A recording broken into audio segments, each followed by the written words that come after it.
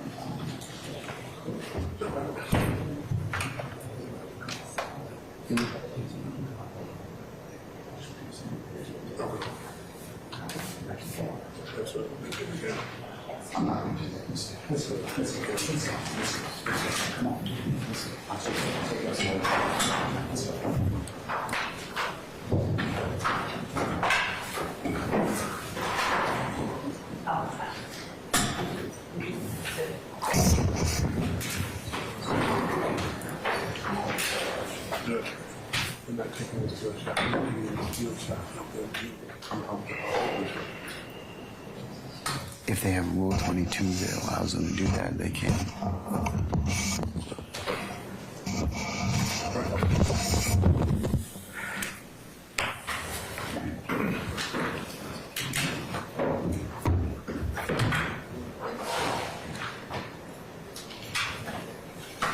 All right, let's summon our jurors, please. Thank you.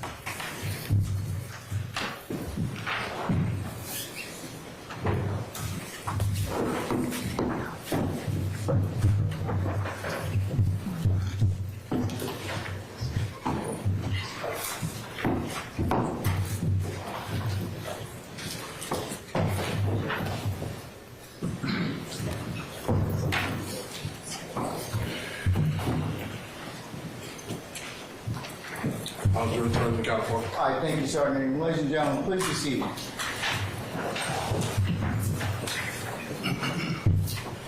All right, before I get started, let me make some administrative announcements, primarily to our members of the press. And please make sure that you do not take any photos or the camera is not visible on any of our jurors. We had a problem with that yesterday, and I don't want that to appear today. I know it was inadvertent. I know it wasn't intentional, so I'm not saying that to anybody, but I would just make sure that you garner that. If your Rule 22 authorizes you to take pictures or video of the witnesses, you certainly are willing to, you may be able to do that. But please make sure that you stay in the confines of your Rule 22, okay? If you have any questions, just let me know. I'll be more than happy to answer those or take any inquiries, all right? But you all are welcome, and welcome to cover our proceedings. Okay, with that, Ms. Love, go ahead and call your next witness. State calls Melissa Rosser. All right, summon Melissa Rosser, please.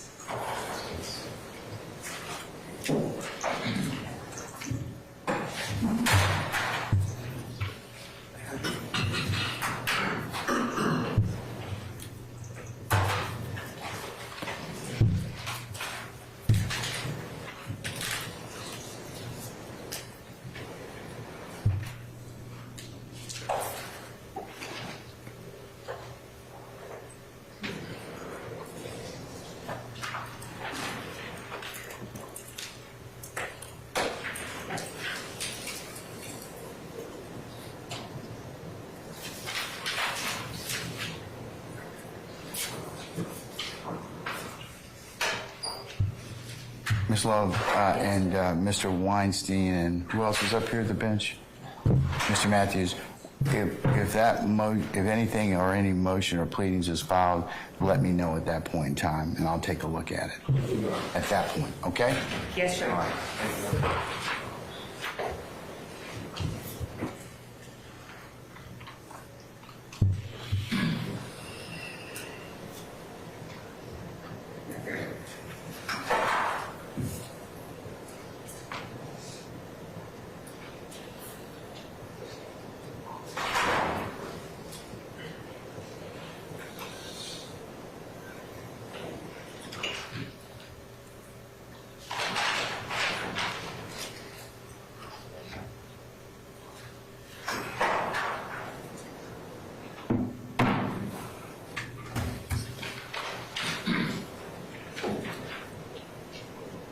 All right, Ms. Rosser, good morning, madam.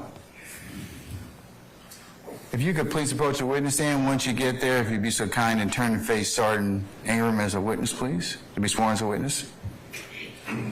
Raise your right hand. You swear affirm testimony you give the truth, the whole truth, nothing but the truth. I see.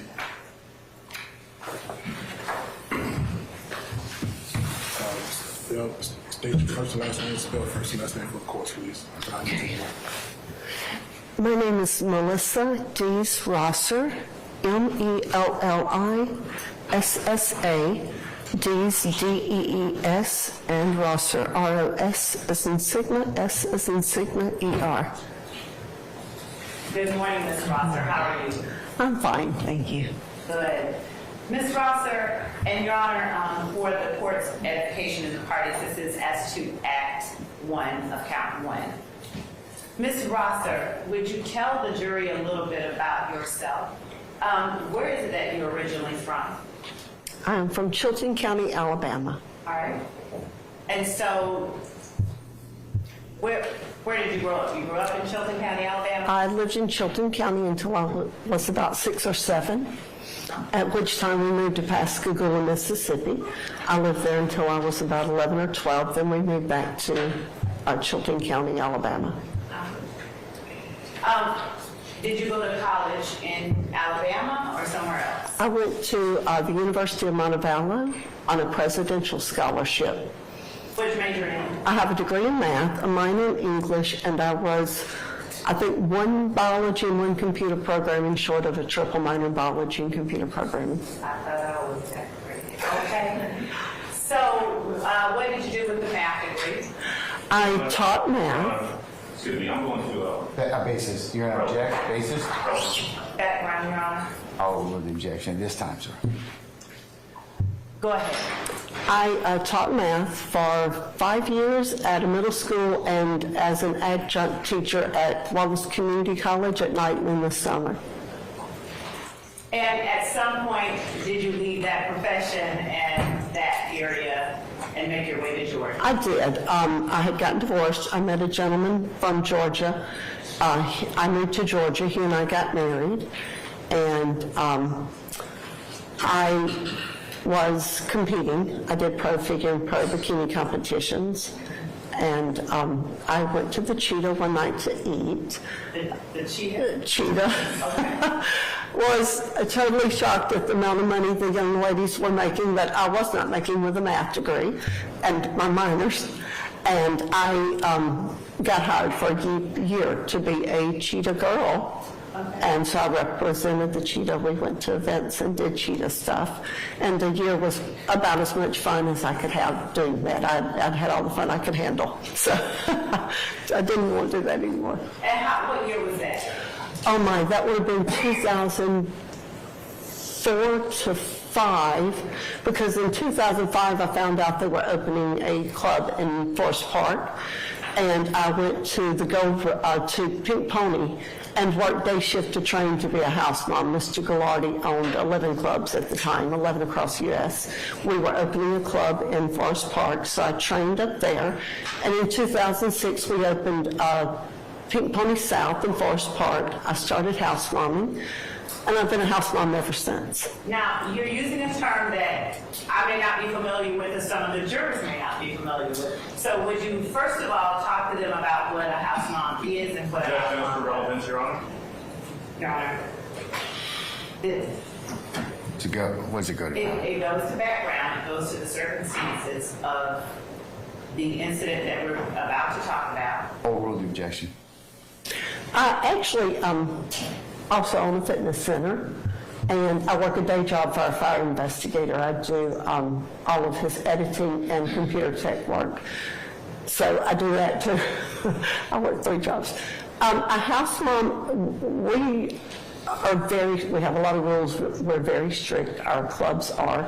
All people have to be permitted. I'm responsible for making sure every person has a permit. And what kind of clubs are we talking about? They're adult entertainment clubs. Okay.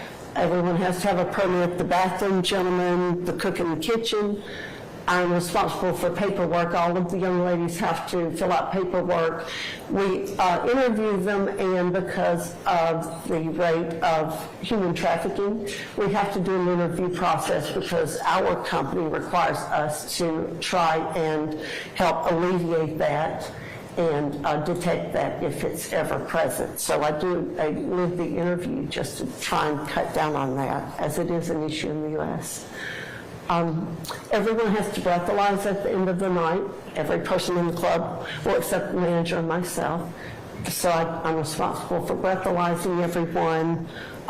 We collect money, and at the end of the night, she and I meet in the office and close out the books.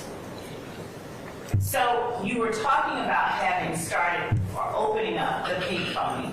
Right. How long did you keep that club, or are you currently still? Your Honor, may we approach? Yes.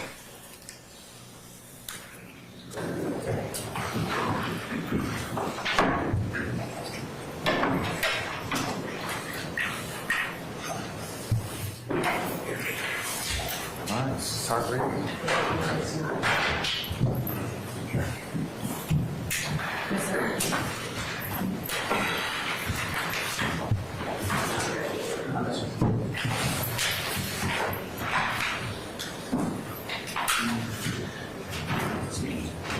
Gotta press the button. Gotta press the button now.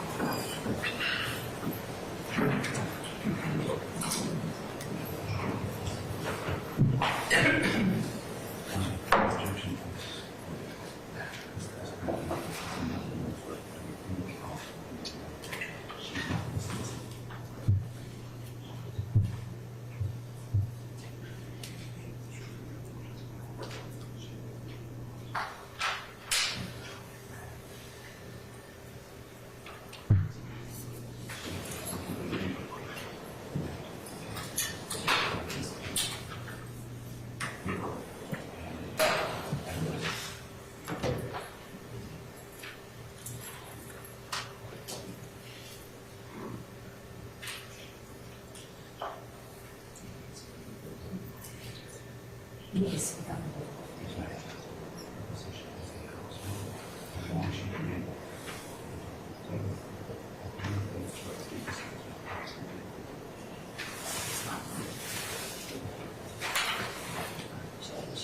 the contrary, what has happened?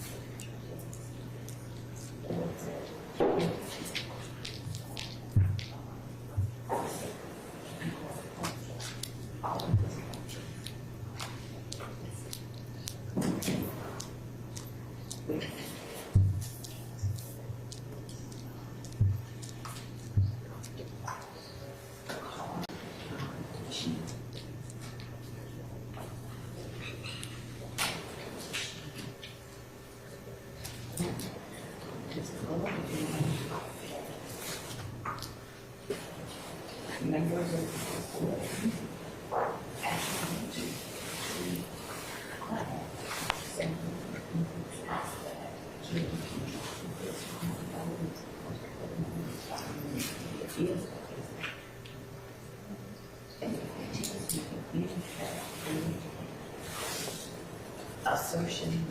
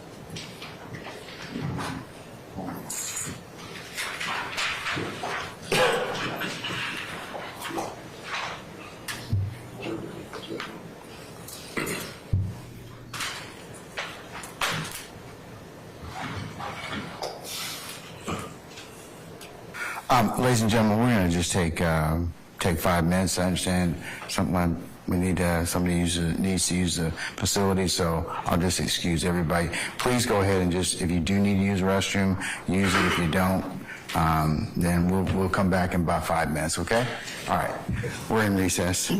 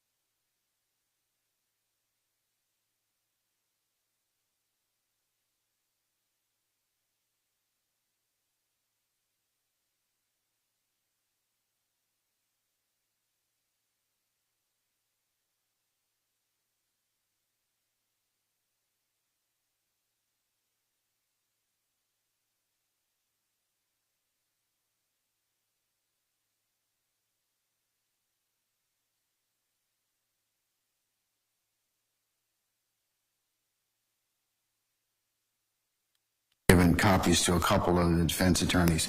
I'll say two things. I believe that we've addressed that issue yesterday with a request to be more mindful of the placement of cameras. The other issue that is requested of the court, I'm going to defer on that at this point in time. I would just advise if there are any other, if anything is brought to your attention, that's any party or the court feels necessary at that point in time, I will specifically consider the remedies as suggested. But at this point, I think it draws too much attention. I'm not going to necessarily do that at this point in time. Okay? So that's my initial comment on that. Your Honor, if we could just place on the record, I think since the court, And I'm going to include your filings as the next court exhibit. thank you, since the court addressed the issue yesterday evening, the state has been made aware that this particular post has been shared a number of times. And it is of concern for the state, for the integrity of this case that... I understand all that. That's in your pleas, but there's a trade-off to that. If you then kind of make it an issue, then I think that you draw attention that may not necessarily need to. If somebody reacts because of that attention, then I'll go ahead and deal with the other issues at that point. But Your Honor, this time we don't know. It's very possible that any of these jurors could have had contact from family members who saw that post, from anyone who may have texted them, inadvertently texted them about this image, and that may impair on their ability to be fair. I'm just not going to weird them out, and that's the last I'll say about it at this point in time. Okay? Thank you, Your Honor. Like I said, if you have additional information that you'd like me to consider at that point, I'll go ahead and move to step 2. Okay. Thank you, Your Honor. All right. Okay. Anybody here need to take comfort? You got 5 minutes as well. Okay. So we'll be in recess until that time. Can I get me the family step up?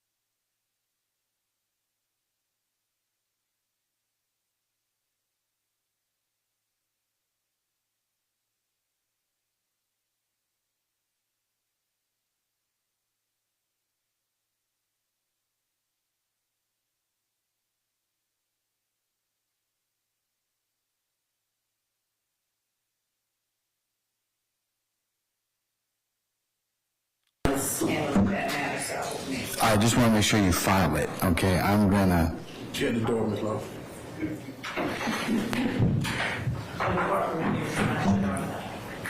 yeah, okay, I mean, I've signed the order. Okay, then I think that the filing itself is what we need to take on. Yes, you do. Yeah, I just need to make sure you give me a copy so that I can mark it as a court exhibit for our conversation, okay? All right. Okay, all right. All right, yes. Before you call the jury back in, can I just ask for purposes of the record that I have a continuing objection? You may, sir. You certainly may. A continuing objection to any testimonial statement that does not have anything to do with Mr. Williams and the indictment. Well, it may go to other reasons, so I'm gonna overrule that, but I'll note your objection for your continuing objection, okay? Yes, sir. All right. Okay, summon our jurors first, please.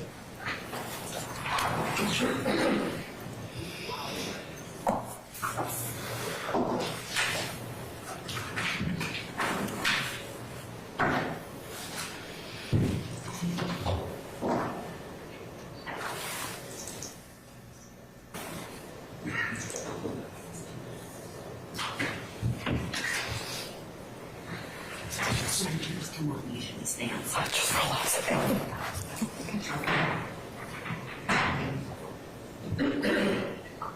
Thank you.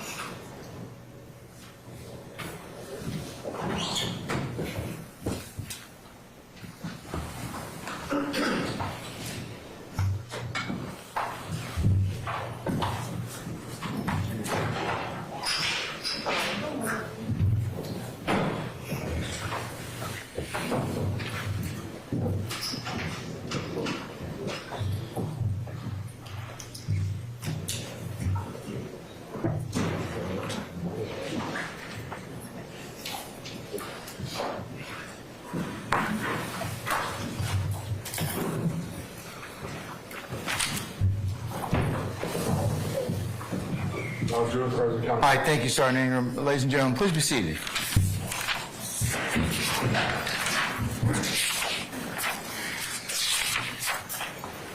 All right, Ms. Love, you can continue the examination of Ms. Rosser, please. Thank you, Your Honor.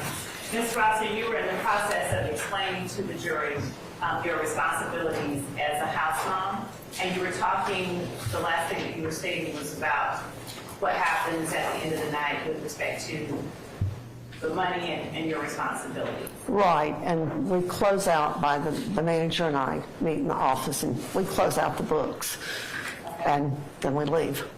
All right. And if you could raise your voice up to that level that you had it before. Oh, I'm sorry. No, that's fine. That's fine. And is that a practice as a house mom that you do every night that you are working or on duty at the business? That is a practice I do every night since I have been with this company, since I have been a house mom. Well, I've only been a house mom for them. So every night, that is the same practice we go through every night. And you were talking about working or having opened up the Pink Pony South. I was helped open it. We hired, they brought on staff to open it up, and I was one of the original staff brought on to open the Pink Pony South. At some point, did you also become a house mom at another location? Well, in 2011, Pink Pony South was having issues with Forest Park, and it looked like they were going to close Pink Pony South, so they moved me to the Gold Rush, which is on Metropolitan Parkway. What is the address on Metropolitan Parkway? Our address is 2608 Metropolitan Parkway. So when was it that you started working at the Gold Rush? In November of 2011. Now tell the jury a little bit about what your duties were at the Gold Rush, and by that I mean the times that you worked and what you did when you went. It was the house momming process is the same at all of our clubs. Okay. Across, yes, we do everything the same. Paperwork's the same. Wednesdays, every night, I leave my house about 7:30, get there at about 8 o'clock. That's when night shift starts. Thursday morning, we'll close the shift Thursday and Friday morning between 5 to 6. I'll get out. Saturday and Sunday morning, anywhere from 7 to 8:30 or 9. So it's a 12-hour shift for you? Towards the weekends, it is. We run more girls. Every girl does have to pass. I have more paperwork. And I let them stay there and at least try to pass and give them time to pass. And then when I go, if they haven't been able to pass, then we get them a ride to make sure they get home safely. Okay. How visible are you within the gold rush from the time that you go in to the time that you leave? Not visible at all. I come in, I go in back, I usually come out maybe once, and no one would ever know I'm there the rest of the night. And when you leave, let me go back to January 18th of 2013. Would you tell the jury what you remember about that specific date? I actually did not remember the date, so it was any other day. It's monotonous, everything there. Do you remember the day of the week? I do not even. Okay. No, I do not. I just... Would showing you an incident report from that event refresh your memory at all? It would, yes. Your Honor, I'm going to label the document that I will show the witness, states 19R, and I will show, well, counsel has this. It's an incident report, case number 2013-01-0272 that has been provided in discovery. All right. May I approach? You may, madam.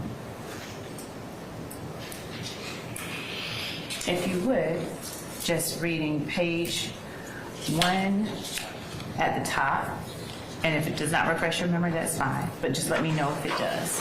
Okay, thank you.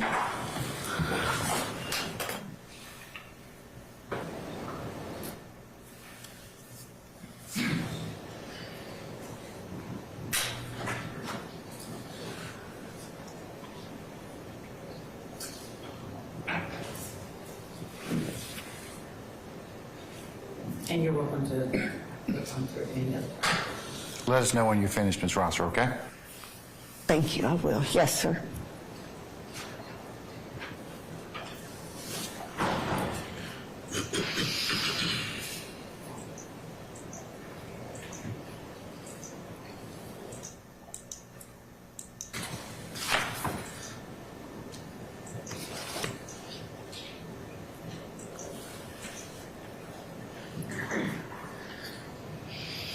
And you can continue to flip through, you don't have to stop it.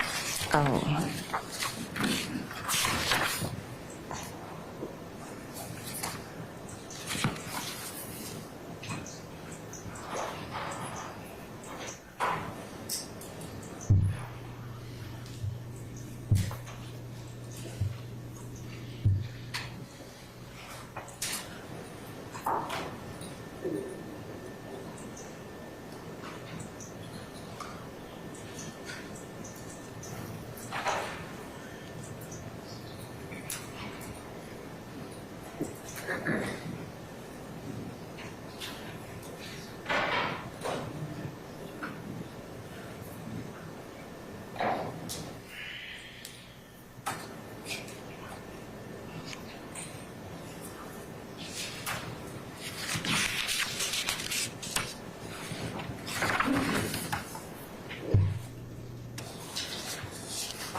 Judge, if I may, if it was all things long, I'm going to stipulate that it was Friday, that that was the day of the week. You have no objection to that? Your Honor, I appreciate that, but if it doesn't refresh the witness's No, memory, it did. Thank you very much. All right, okay.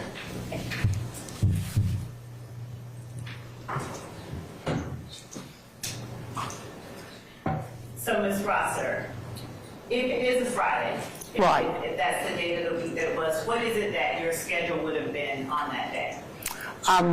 It says it was 4:30 in the morning. That was early. It's January. That wouldn't be unheard of. That's a little slower time of year. It's seasonal, just like any type of work like that. So that isn't surprising. So the schedule still would have been the same as far as the paperwork, checking out all of the young ladies, waiting on everyone to breathalyze, and then closing out the books. At which point I would have had left to go home. Now, when you left to go home, are you usually escorted to your car, or do you go to your car by yourself? What is the practice that you usually followed back then? Valet usually pulls the few of us who are left. He pulls our cars up in front of the front door. There's security still inside and security outside. So we have security outside, security inside, and I just walk out and get in my car myself. It's usually right, I step out our front door, walk a couple of feet, and he parks it so that I can get into it and drive off. And are you carrying things in your arms normally, or is someone else bringing your things to the car for you? No, I carry my own things. Okay. And this particular night, or morning rather, so this would have been Thursday night, you would have worked into Friday morning? That is correct. So this particular morning, as you're leaving to get into your car, do you recall what it is that you're carrying with you and taking to the car? Well, I know I would have had my purse and a lunchbox. I take food because I eat every 3 hours. And I had my backpack that night because my daughter had an engagement party, and my dad had passed a year prior. And so, I think it was a year prior. And I had brought my camera. Phones didn't do back then what they do now. I brought my camera to upload pictures, and I had a CD of my dad in there. I'm sorry. And I was going to do some things with the CD of my dad, because those nights are usually a little way back and I have some extra time. So that's what I would have had. And every night I have my purse and my lunchbox. I don't normally have the backpack. And so you go and get in your car, and are you alone, or is there someone accompanying you as you get into your car? No, I get in my car by myself. I drive off by myself. And when you drive off by yourself, would you tell the jury generally the route that you would take? Oh, yes. I leave out of the parking lot, exit left on the Metropolitan, right, and then I take the interstate and head south towards Newman. Which interstate? I-85, and I live off exit 51, so I always take exit 51. I then go right. I don't know, it's maybe a half a mile. There's a railroad and a red light. I stop there or not, turn left, and go on down. I think it's about 12 miles it was at the time, until you get to my subdivision where I lived at the time. And so how long was the drive generally from your workplace to your home? Or actually, let's go back and say from your workplace to the place where you were stopped that morning. That actually it was very close to my house. It is about 35 minutes, about a 35-minute drive. During this time of the morning, do you notice whether or not there are a lot of cars on the road, or not so many cars on the road? There usually are not. It's a peaceful drive home. And did you notice anything at all as you were driving home that would have seemed out of the ordinary at all? I did not, no.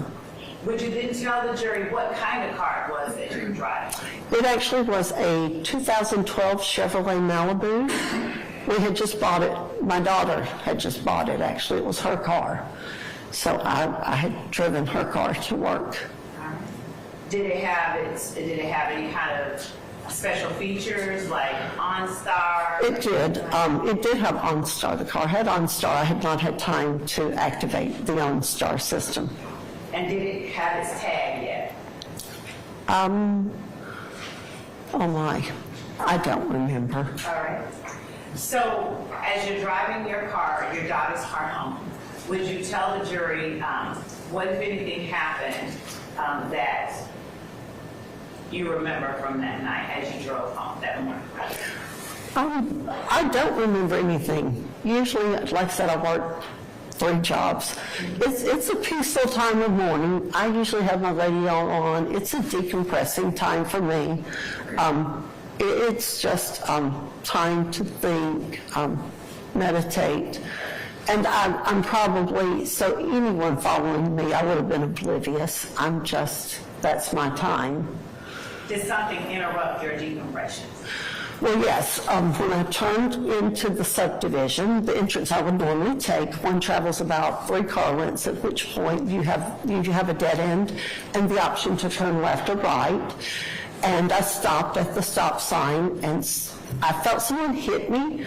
I looked up and saw a car. I didn't want to block the entrance, so I pulled on to the right, which is the direction I would have taken to go home anyway. So I turned to the right, stopped, got out of my car, turned it off. I left my keys and everything in my car. The subdivision in which I was living at the time, a lot of Delta people worked there. People were coming and going all hours of the day and night. I mean, women would be pushing babies in strollers 5:30 in the morning out running. So I thought nothing of it. I got out and turned the car off, like I said, left the door open, everything in the car. I walked towards the back of the car. A young man got out of his car. I greeted him. He greeted me. I looked down at the bumper and saw no damage. And I really, at that point, was going to look up and say, honey, I'm tired. I'm going home. You go home. And as I looked up, I saw someone in his car rising up, and he was running around me. I guess my mind knew something was about to happen, something that wasn't good, but it happened so fast. He got in my car, and because of the backpack, my mind just focused on the backpack. I opened the back left passenger's door, thinking I could reach into the front seat and get the backpack, and the backpack, because it had my daddy's CD in it and my camera. So I reached in to get that, and I guess instinct, I don't know, God said just let it go. So I stepped back and actually shut the door myself, and he drove off. At that point, I think the other car had already gone. So I ran into the house directly in front of where I'd stopped, banging on the door, yelling. No one came to that door, so I went to the next house. A gentleman and his wife came to the door. They let me in. I do remember it was cool that morning. They called my husband for me, and then law enforcement was called. The Newnan Police Department was called. What was the subdivision name? Avery Park Subdivision. And do you remember the address of the place where the police were called to? I do not know the address of where. I know it was on the report. I don't remember the address. Is 181 Baldwin Court in Newnan, Georgia, a location that's familiar to you? That would have been in Avery Park. So that's Baldwin Court is that first road, the road I would have taken coming in.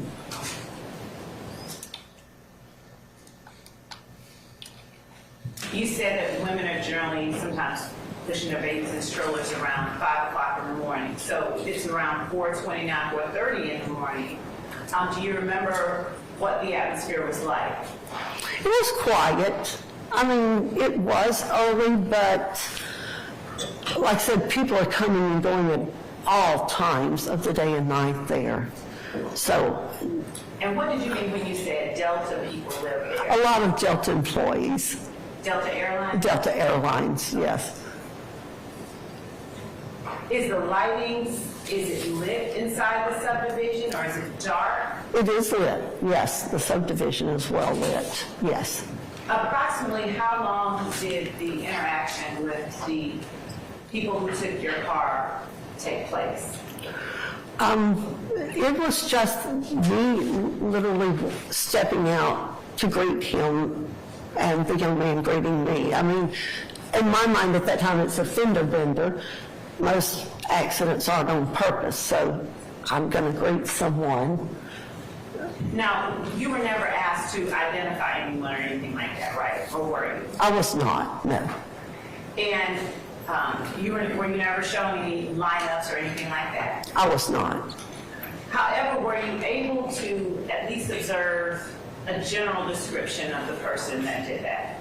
I was, because I'm 5'8". He was slightly shorter than me. Not thin, but a little smaller young man. Were you able to discern what ethnicity or race this person It was? was a black young man. Okay. Or he looked to be black. I could not say he was for certainty. He looked to be like a black young man. Okay. And do you recall his general age that he appeared to be? He seemed really young. He did seem young. I would say early 20s to mid 20s. I know kids around that age, for a span there, they don't age at all, so one wouldn't know. Right. Did you notice anything about his hair or clothing or anything else like that? I did not. Okay. I did not.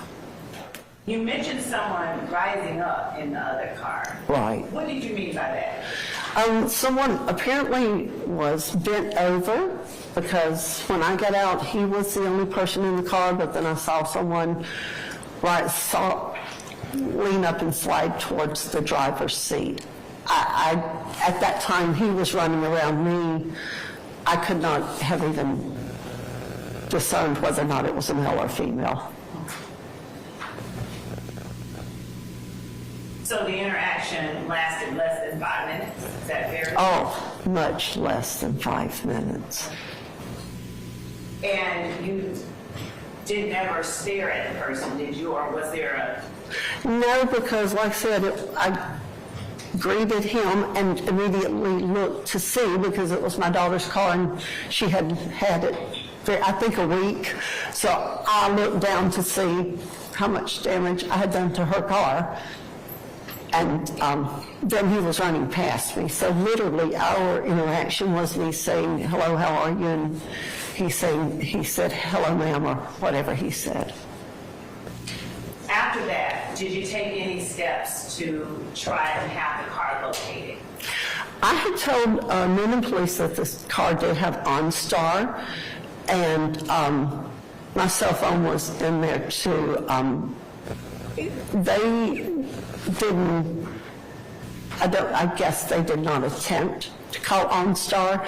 I called the dealership because a couple of days later I realized my check for the down payment on the car was going to bounce. Why? Because I had to cancel all of my accounts. I had to cancel all of my credit cards. I had my daughter's checkbook in there. I was joined on her account at the time. So I had to cancel all of our bank accounts, all our credit cards, and then it occurred to me, they're going to get a bounced check. I don't want the law coming after me for a bounced check. So I called the dealership to let them know what had happened. The lady asked me if I had contacted OnStar. And I said I have not, because I have not had time to activate the OnStar. And she said, "Ma'am, you don't have to have it activated. OnStar can find your car." So I called OnStar. I do know I worked that night. I don't remember. I think they called me on the way to work and told me they had found my car. I don't know if they called law enforcement or if I called them. I don't remember, but law enforcement was called, and OnStar told them where my car was located. And do you remember the date that happened when OnStar called and told you that your car was located? No, ma'am, that was 10 years ago. Oh, my. Fair enough. I'm going to show you what we have marked as State's Exhibit 4 Alpha. That's uppercase alpha and 5 alpha. That has been shown to defense. Your Honor, may I approach? I'm sorry, I've got the number. Can I see which one you have? Sure. Put up there. All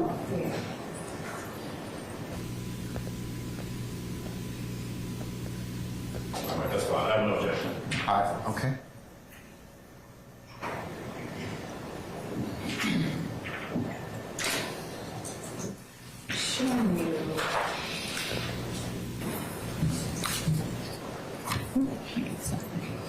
Do you recognize this vehicle?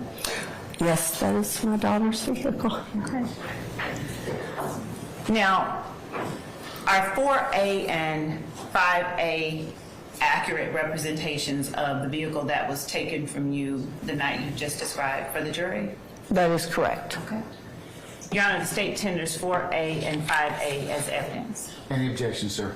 None whatsoever. All right, 4A and 5A are admitted and may be published as you see fit.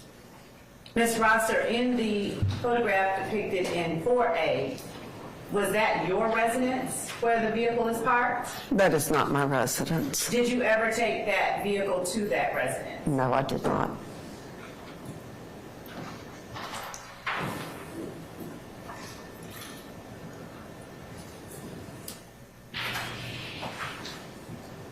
When you were speaking with police, when you initially made your report to the police, do you remember telling them that you slowed down because of the weather or the roads being slippery and noticed headlights in your rear view? I don't remember that, but if the road was slippery, I would have slowed down. And would showing you the narrative from the report that I just showed you, would it refresh your memory as to that? I actually had read that when you handed it to me earlier, and I did not remember, but obviously I did tell them that.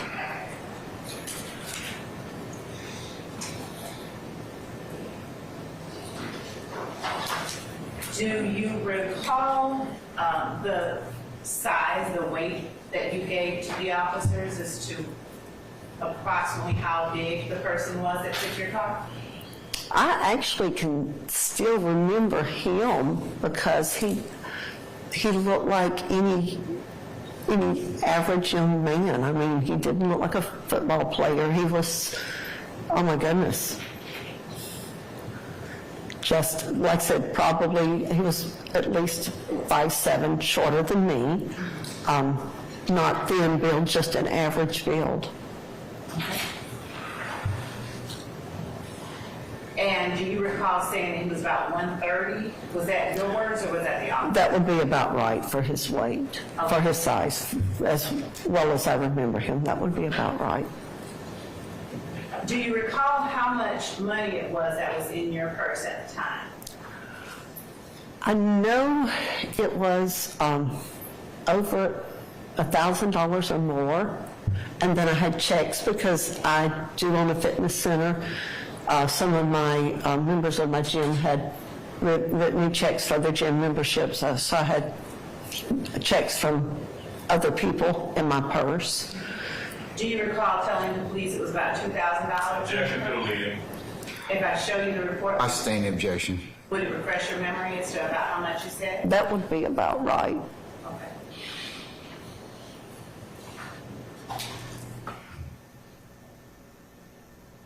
And the other items that you said were inside your vehicle, would you repeat what those were? My laptop was in a backpack, a laptop backpack. I had a laptop, which is a custom order laptop, because my degree's in math. It was a PC, a custom order PC, and I think I paid about $3,200 for it. I had a camera. I had, like I said, my lunch bag. I had my purse, my checkbook, my daughter's checkbook, cash, checks from the gym members, my credit cards, my driver's license, and my social security card. Did you have an iPhone? I did have an iPhone, that is correct. Did you try to use your iPhone or iCloud account to locate your car? I did not use it to try and locate the car. I did try and find my phone, and to no avail. What do you mean to no avail? We couldn't find it. It was just not even registering at all. So, Was it on at the time that your car was taken?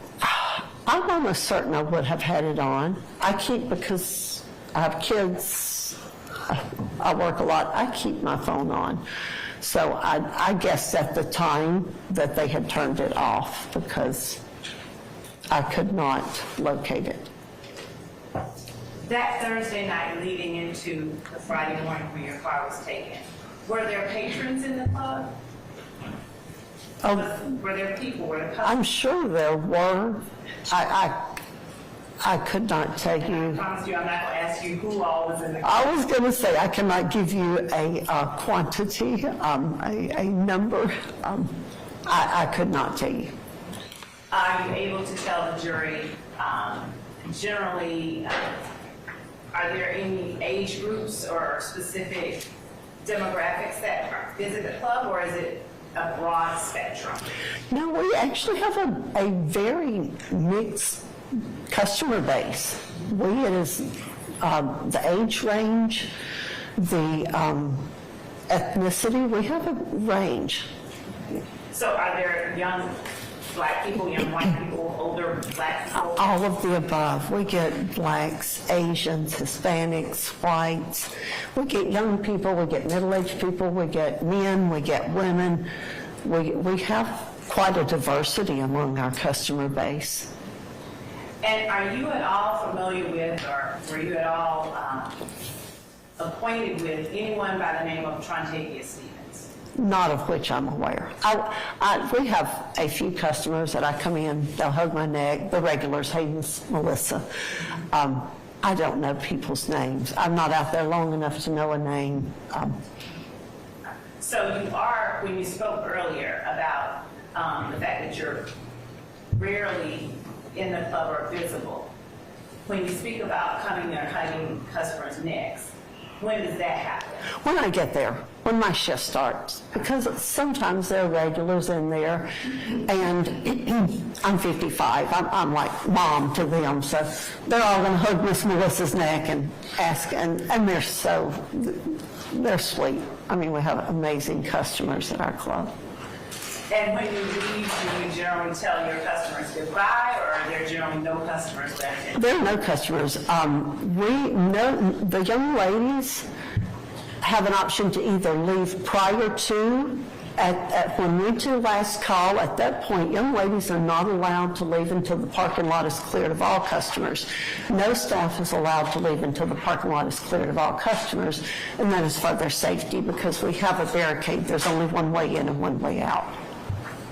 And what time is it that the club would have closed and all customers would have been required to leave? We do last call at 2:45. All customers have to be out by 3. No exceptions. That's the law. And if all customers were out by 3, what time would you have gone out, like left? If that incident occurred at 4:30, I would have had to have left about 3:55 that morning. Because I was in my subdivision and within a half a mile of my own house. As far as the parking lot is concerned, how wide or how large is the parking lot of the Gold? Objection, relevance.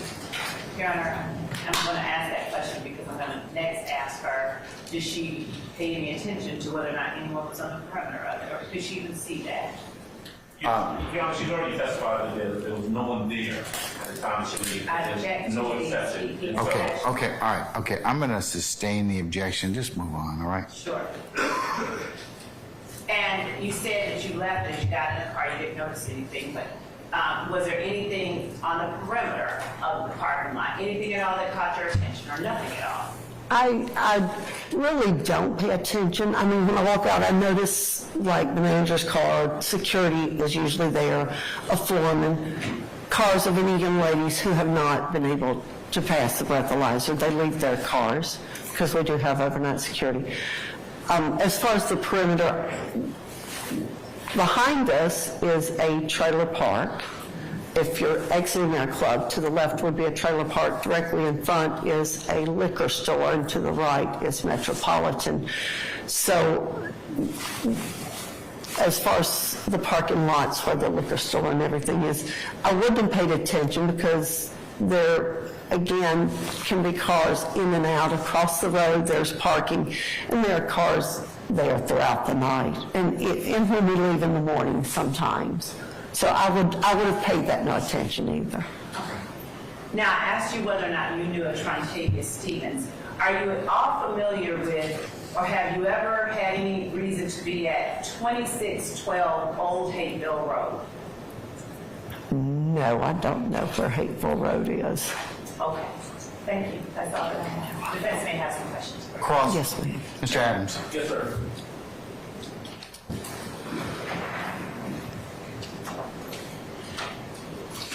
Ms. Ross, good morning, ma'am. Good morning, how are You you? okay? I'm blessed, thank you. All right, you and I have not met before, true? That is a true statement. All right, and so I want to ask you just a couple questions. Yes, sir. And I know that this case that we've been discussing, the incident which you happened back in 2013, right? That is correct. 10 years ago, roughly. Yes.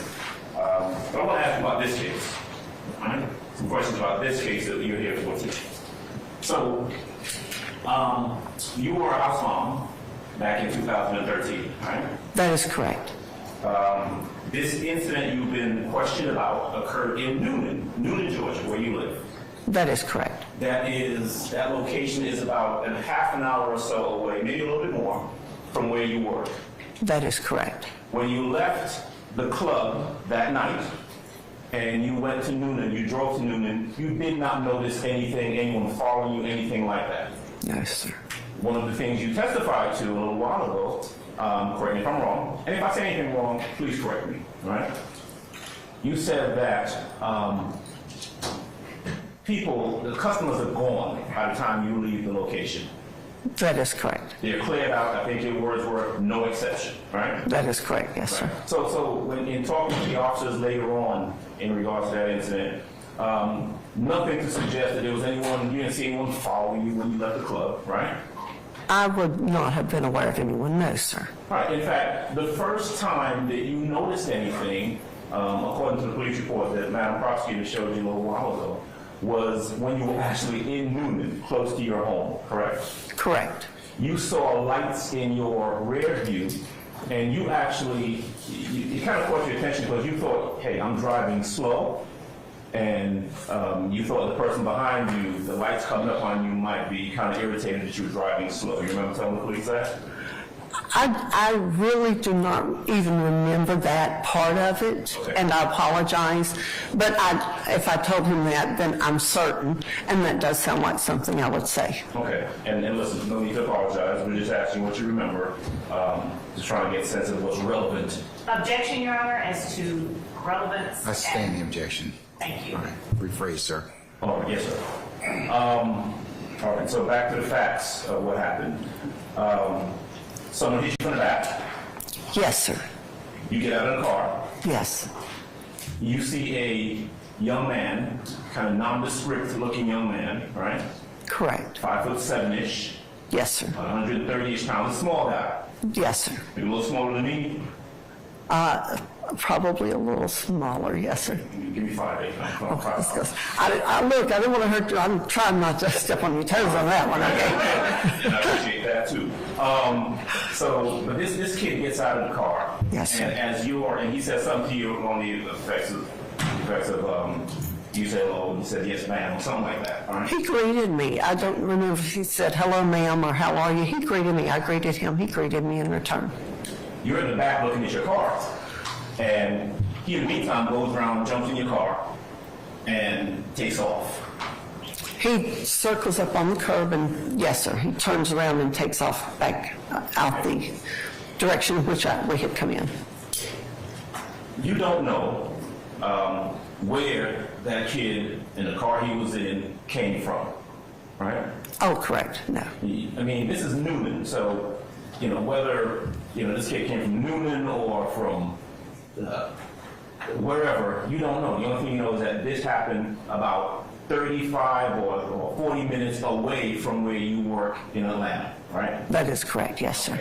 You didn't recognize this kid coming out of the car, did you? No, sir. Okay. You cannot say, hey, look, I saw him before. That face looks familiar. Not at all. No. Okay. Your car is gone at that point, and you ultimately end up talking to the police. True? True. Okay. You speak to the police, and you told them what happened. You told them about the car having OnStar, and about 6 days later is when you're notified, whether by the police or someone, that the car had been recovered or found. True? True. Okay. You don't know right? I mean, frankly, what happened to the car in that 6-day period of time, right? That is correct. No, sir, I do not. You have no way of knowing. You can't testify that it went through 1 pair of hands, 5 pair of hands, 6 people went to however many different cities.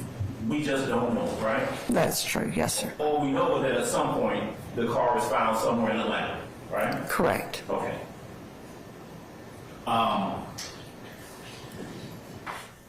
You were never called upon. I know you were asked this a little bit earlier.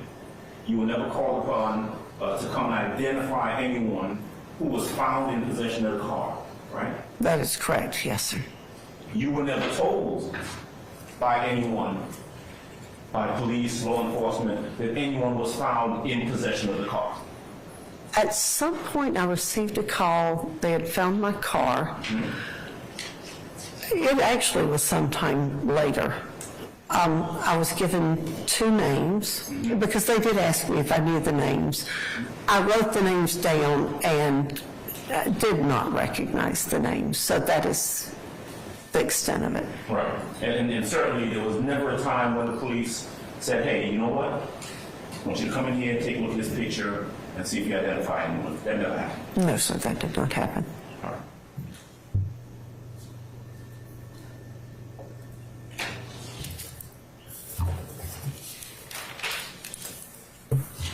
One of the things that you were asked about a little bit earlier, I only got a couple more questions for you because just a few more questions. Friday is when this happened, like Thursday going into Friday, right? Right. And what I heard you say earlier is that that day was like any other day, correct? Oh, yes, sir. It was kind of slow. Didn't appear to be anything unusual going on in the club. Right. When you are there at work, I think your words were, I'm not that visible. You're kind of in the back. You're not really out there mingling with folks. Folks don't really see you, right? No, they did not. That is correct. To use your words, no one ever knows you're there. But most of them do not. I really come in at 8, and like I said earlier, I might go back out on the floor one time. I often have to go to the office once for something. Shortly after getting there, I can't give you a time frame, within an hour after getting there probably. But after that, I do not go back out on the floor, no, sir. Okay. And there was nothing, in this case, on this particular day, go to work, you're there, right? Yes, sir. Nothing really happens. Nothing out of the ordinary, right? Correct. You don't see anyone looking at you. Oh, no, sir. You don't see anyone walking out or walking around the perimeter of this location when you're leaving, because everyone's gone, right? That is correct.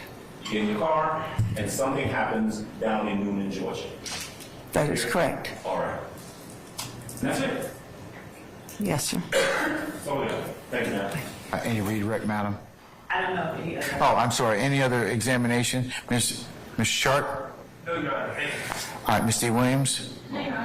Mr. Matthews? No questions, Your Honor. All right, Mr. Weinstein? No, Your Honor.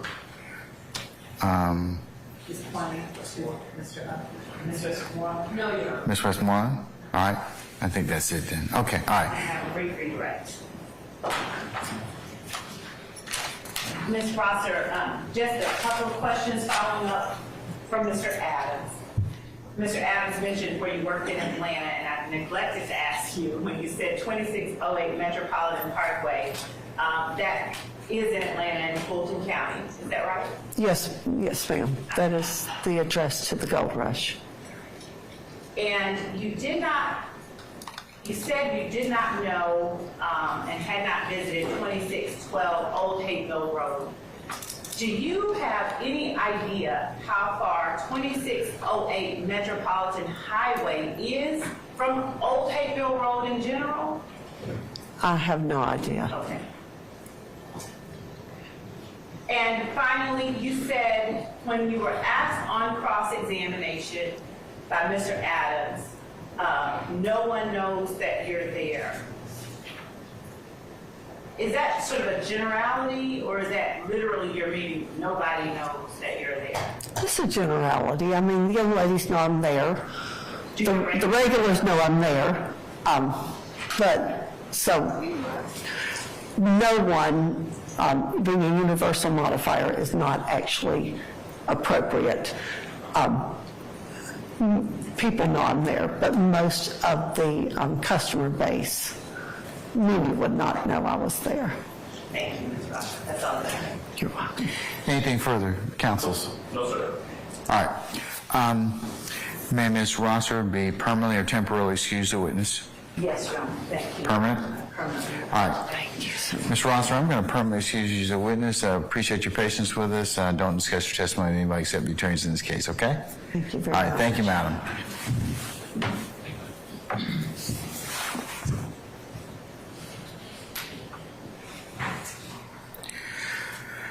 All right, ladies and gentlemen, how you doing? We good? Yes, sir. Okay, all right, call your next witness. They called Captain Pettis. There was a request regarding cameras. All right. Members of the media, would it be appropriate, or could I ask your assistance in not filming? You may do audio or video, audio of our next witness, but the court would ask that you not film him, okay? All right, thank you very much. Appreciate it. Okay, can we summon Captain Pettis or Officer Pettis?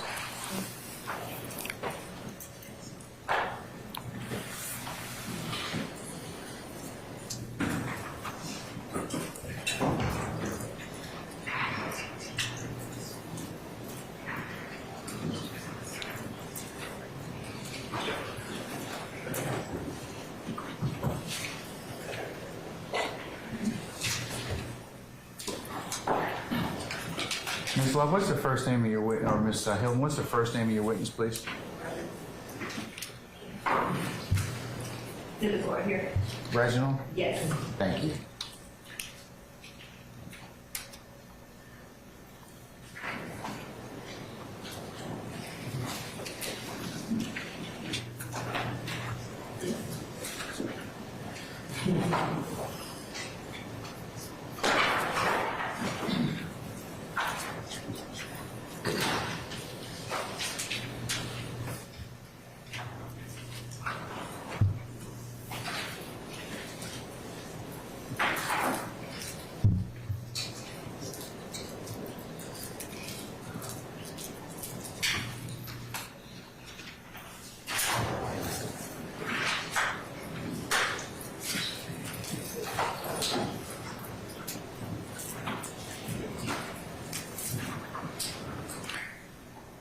Captain Pettis, good morning, sir.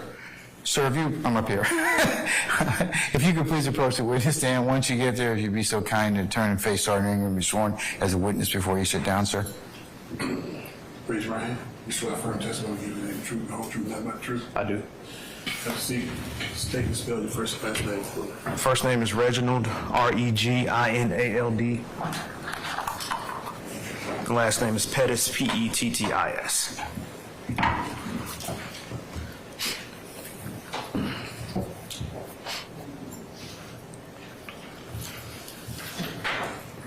Good morning, Captain Pettis. Good morning. How are you? I'm doing well, thank you.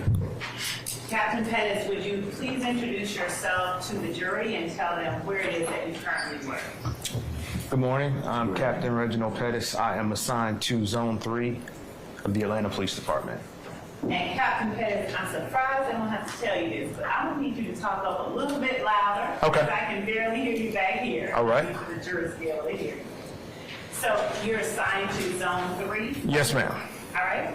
Would you tell the jury what area of Atlanta Zone 3 encompasses? Southeast Atlanta. All right. And you can look at them, talk to them. Okay. Southeast Atlanta, the border of Zone 3. The rough border would be south of I-20, west of Moreland Avenue, and east of Murphy Avenue, with the southmost border being 285. How long have you been captain of that zone? Since May 24th, 2022. Now, prior to May 24th, 2022, and at this time, are you currently certified as a law enforcement officer by the Peace Officer Standards and Training Council of Georgia? Yes. And how long have you been so certified? 17 years.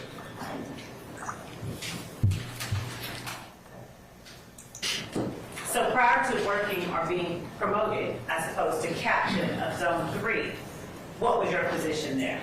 I was the unit commander of our Homeland Security unit. Now, could you tell the jury what responsibilities that you currently hold as captain of that zone? I'm the assistant zone commander, meaning that the major is the zone commander. I handle most of the day-to-day operations and the staffing of the zone. And what did you do as unit commander of the Homeland Security Unit? I oversaw a unit that consists of intelligence analysts, investigators, and technical investigators that have proficiency in all things computer related. And how many investigators how many persons were you responsible for overseeing? Approximately 12, including 2 sergeants. Approximately how many? 12. How long did you work as unit commander of the Homeland Security? For about 2.5 years. Where were you positioned when you were unit commander? Were you working in the same place, Zone 3? No, ma'am. We were in the headquarters building, 226 Peachtree. And before that, where did you work? I was in the Auto Crimes Enforcement Unit. How long did you work there? About 6 months. And from what date to what date were you in the Auto Crimes Enforcement Unit? Approximately January of 2020 until May of 2020. Before that, what were your responsibilities? As the ACE unit commander of the Auto Crimes Enforcement Unit, we were a traffic unit mainly, and our goal was to stop people from stealing cars, and once they stole cars, to interdict them and arrest those people. What's interdict? Figure out who they are, where they're going next, just gather intelligence on them.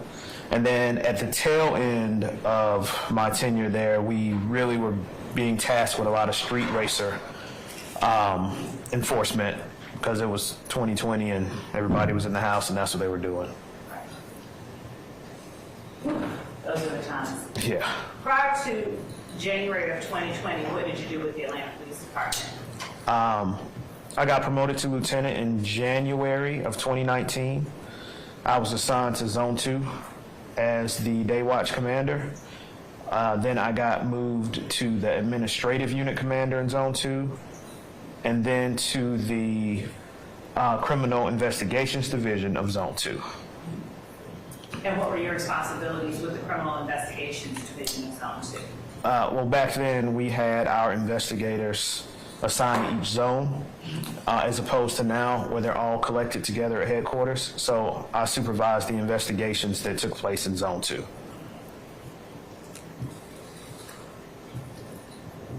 Prior to January 2019, where did you work?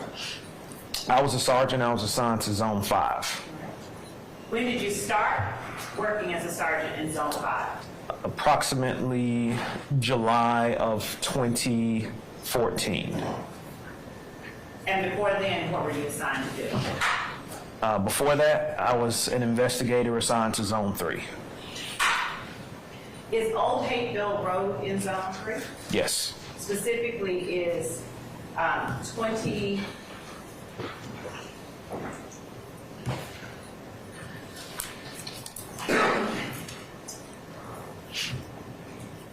Six 12 Old Hateville Road in Zone 3. Yes. And is 2608 Metropolitan Parkway in Zone 3? Yes. Do you have any idea approximately how far apart those two addresses are? No, ma'am, not without looking at a map. Okay, come back to that. So you were an investigator in Zone 3 in January of 2013? I believe so. Right. You said before you became a sergeant in Zone 5 in 2014 that you were an investigator in Zone 3. And before that, an officer in Zone 3. Okay. Tell me when you started working as an officer and when you started working as an investigator. I got to Zone 3 approximately July of 2010. I worked as an officer in Zone 3 until I got promoted to an investigator in Zone 3, which was the end of January of 2013. Tell the jury a little bit about the responsibilities and duties you had as an officer in Zone 3. As an officer, your main priorities are responding to 911 calls. Secondarily, you are to interdict crime, and you can do that in a variety of ways. Usually officers utilize the traffic stop and the suspicious person stop. We also perform what we call directed patrols, which is an area that is known to be a high crime area, so officers might pull into the parking lot there, turn their blue lights on, and complete their paperwork there. So we do response to 911 calls, proactive work, and deterrence efforts to prevent crime. Were you always working in uniform during your time in Zone 3 in 2013? No. And on what occasion would you have to not be in uniform? When I was assigned to the crime suppression unit, we would split the unit between uniformed officers and officers that were in plainclothes. The latter part of my tenure, I was assigned to the plainclothes part of that unit. We would perform various tasks in plainclothes. Some of them would be related to narcotics activity. Some of them would be related to general crimes, or what crime was trending that week and what area it was trending in. So a lot of time we would act as the eyes and then call in uniformed officers to make stops. Now, do you recall January 25th, 2013? Yes. Specifically as it relates to an incident that occurred at 2612 Old Hazel Road. What were you working on that day? I was. And in what capacity were you working? I was working in a plainclothes capacity, driving an unmarked civilian vehicle. Now, what was it that took your attention to 2612 Old Hazel Road? We received information from our dispatcher that OnStar was tracking a vehicle that was taken in a carjacking, and it was in the general vicinity of Zone 3. And one of the beat officers let us know that he located the vehicle, and it was parked at this apartment complex. Okay. And so, how long after you got that notification did you do anything like respond? My partner and I got to the apartment complex parking lot maybe 10, 15 minutes later. Okay. We located the vehicle, and we parked in a position that we could keep our eyes on it in case somebody came back to the vehicle. I'm going to show you what has already been admitted as evidence and marked as State's Exhibits 4A and 5A, and ask you if you recall whether or not those photographs depict the vehicle that you were called in to look for. They do.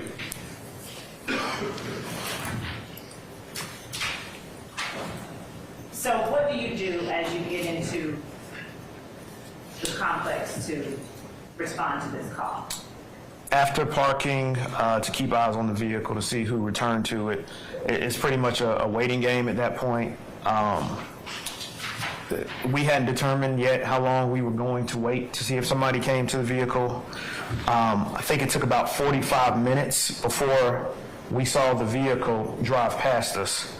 So we had initially not seen who entered the vehicle and drove it away, but the apartment complex is constructed in a way that the parking lot is like a big circle. So the vehicle came back past us and reversed into its parking spot that it previously occupied. Okay. How far away from you was the parking spot where the vehicle backed into? I don't recall, but we were close enough that we could make out a general description of the driver. What was the general description of the driver? Black male with black clothing and a do-rag. Okay. What kind of do-rag? I believe it was black in color. Okay. What did that person do once they pulled in? Well, I drove closer to the vehicle to get a better description of the driver and to try to see what apartment they were walking into. So as I did that, the driver turned and looked at us, so we were made at that point, most likely. So we saw the driver. I'm going to object to the Basis. person being made. Basis? Speculation. I'm going to overrule the objection, sir, at this point in time. Go ahead, please. So we saw the driver walk into the building, and then a short time later, several other people exited the building. What, if any, apartment or building or unit did they walk out of? Do you know? I believe it is apartment number 7. And at this point, how far away from the vehicle that you were surveilling were you seated? Approximately 10 feet.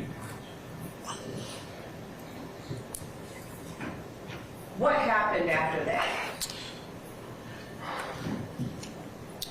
After the driver entered the building, several other males exited. They looked at my partner and myself in our vehicle, and they began motioning for us to roll our window down. They were shouting obscenities while doing so.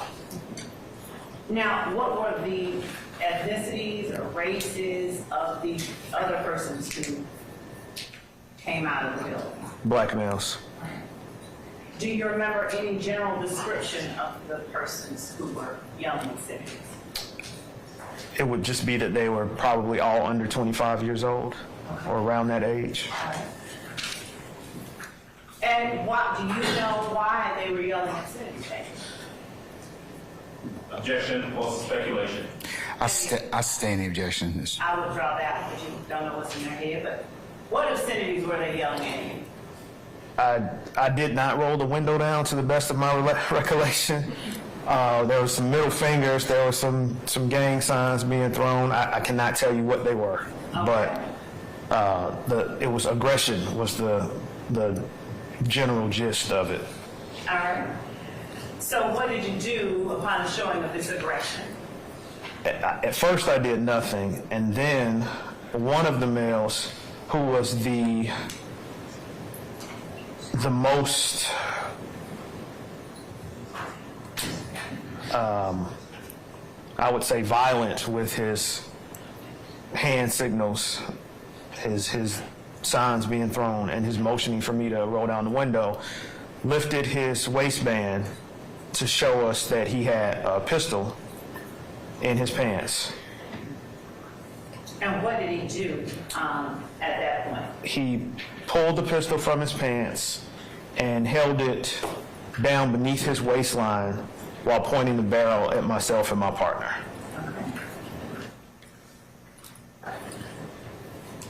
What did you do at that point? I drove away. I drove toward the front of the apartment complex, and then we communicated with our uniformed officers that we call a takedown team that we needed assistance. What happened at that point? We circled around the parking lot because we saw the suspect who pointed the gun at us run away from the parking lot. I believe that he ran the opposite direction from the street, so we're traveling one way toward the street and he's running the other way. We drove around the apartment complex, as I explained before. It's set up like a circle or a U, and we saw him coming back in to the apartment complex through a hole in the fence. So he'd already made it outside of the fence and he was coming back in. When you all saw him coming back in, what happened? There was another vehicle that was traveling around the U. He flagged that vehicle down and then jumped in through the front passenger seat. Then what happened? The vehicle drove back out of the complex. By that time, one of our marked units had made it into the area, and the suspect exited the vehicle. The vehicle just stopped in the middle of the roadway, and the suspect got out of the front passenger seat and began walking away from the vehicle. And at that time, the two uniformed officers who were in the takedown vehicle were able to take him into custody. Were there any items collected that had been discarded by that person? Yes, we called in the assistance of a K-9 officer. It was from a railroad police department, might have been CSX, I'm sure it's in the report. And myself and my partner searched the wooded area where we saw the suspect re-enter the apartment complex. The K-9 was able to find a firearm that had been placed inside of a bucket. And was that firearm the same description as the one that the person had pulled out after showing you the violent gangs or hand signs? Yes, ma'am, I was able to identify it as the same weapon. I'm going to show you what has been marked as State's Exhibit 2 Alpha and 3 Alpha. As defense does not need to take any look at it, I'll show it to you and ask you if you recognize 2A and 3A. I recognize them as being the gun that was on scene at the time. Okay.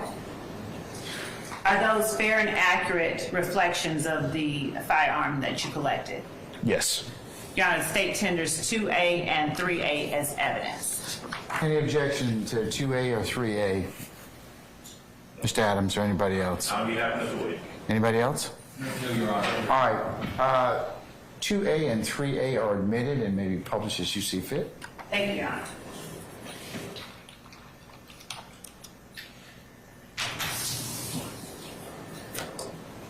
I'm holding up 2A and 3A for the jury.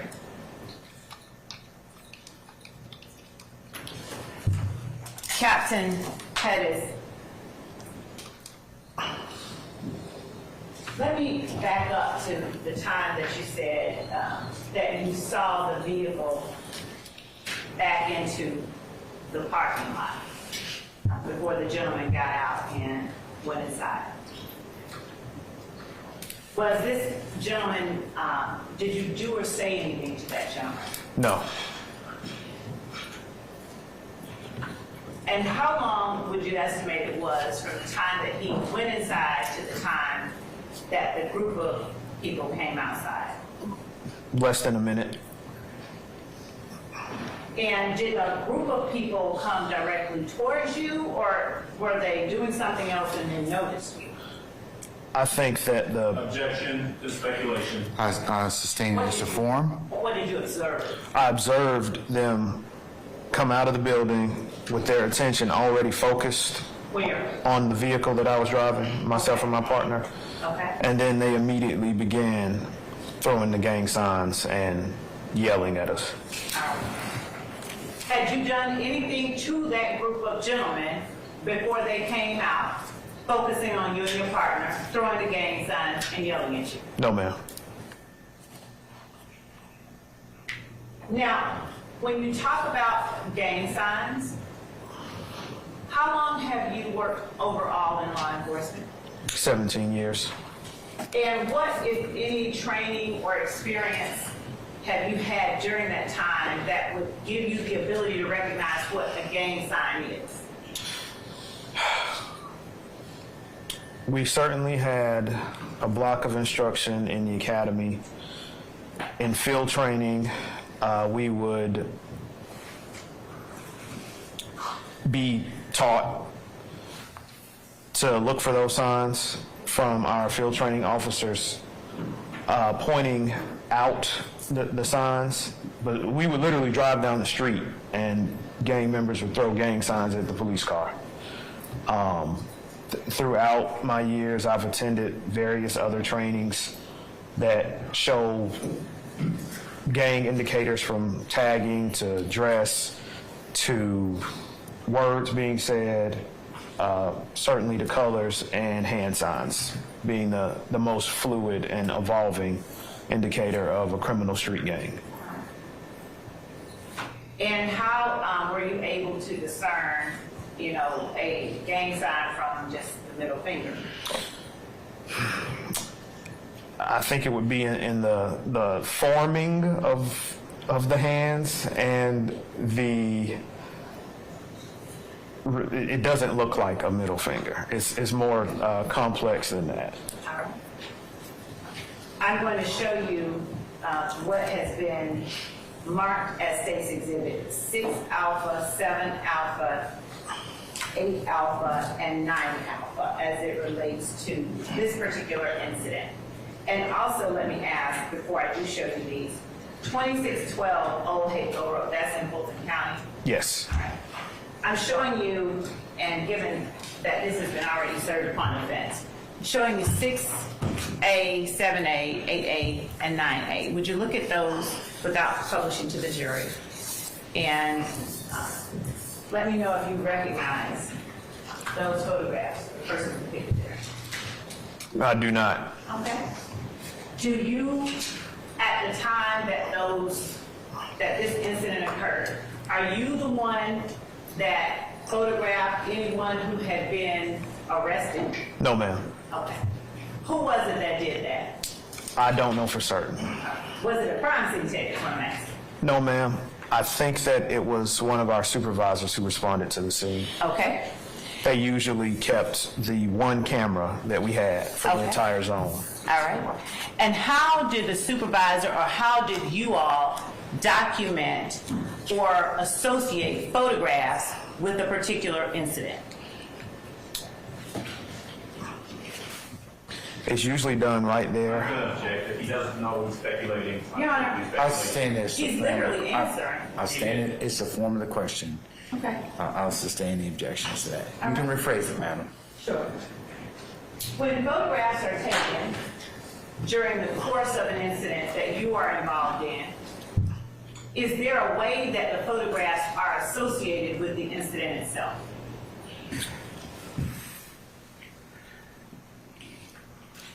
The answer is yes. I'm trying to figure out the best way to say it. So let me think about it for a second. Okay.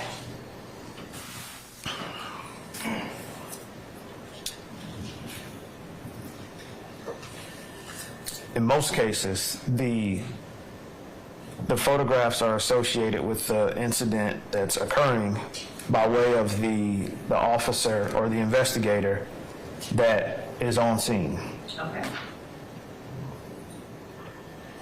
And are those photographs associated with the incident number in the record keeping Objection as to leading.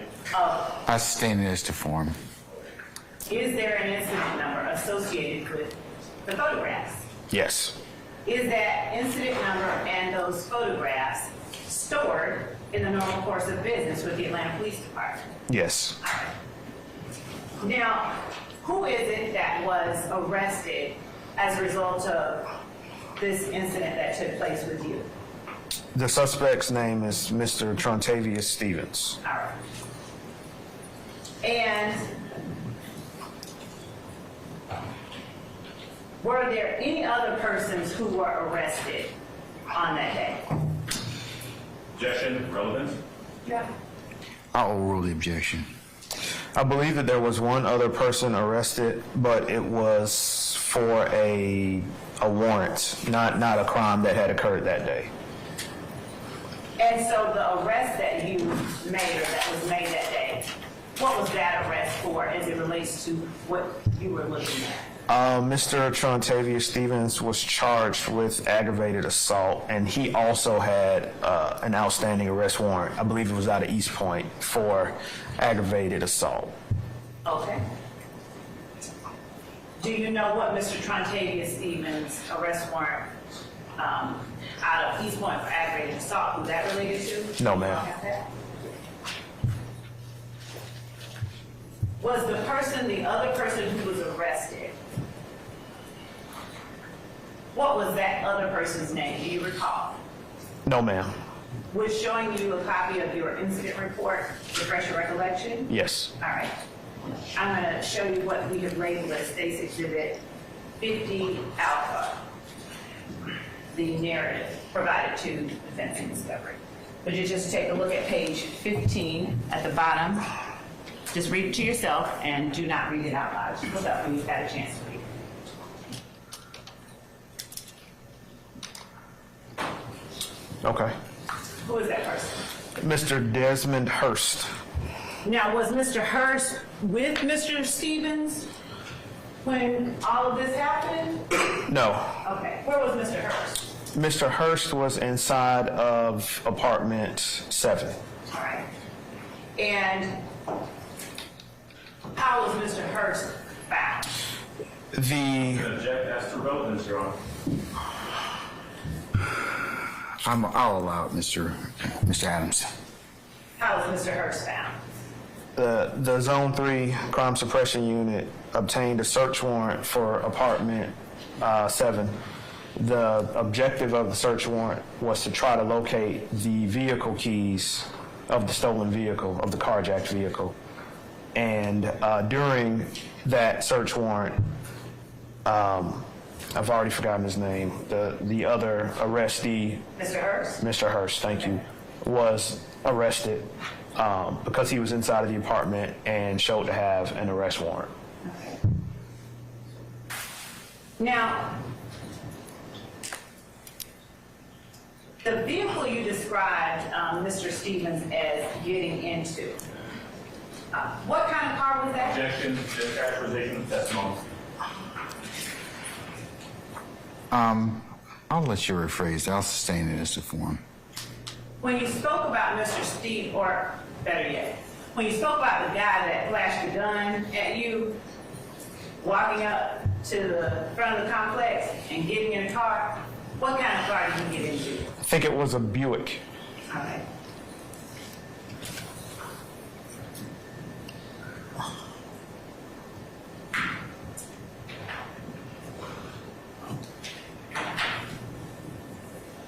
Was there a traffic stop made on the Buick by Georgia State Patrol? As Yes. a result of what happened? Yes. All right. And where was that traffic stop made on the Buick? Not far, at a gas station on Cleveland Avenue. The apartment complex that's on Old Hateville is maybe a couple hundred yards away from Cleveland Avenue. What gas station? I believe it was a BP. What was the address of the BP? It was in the 100 block of Cleveland Avenue.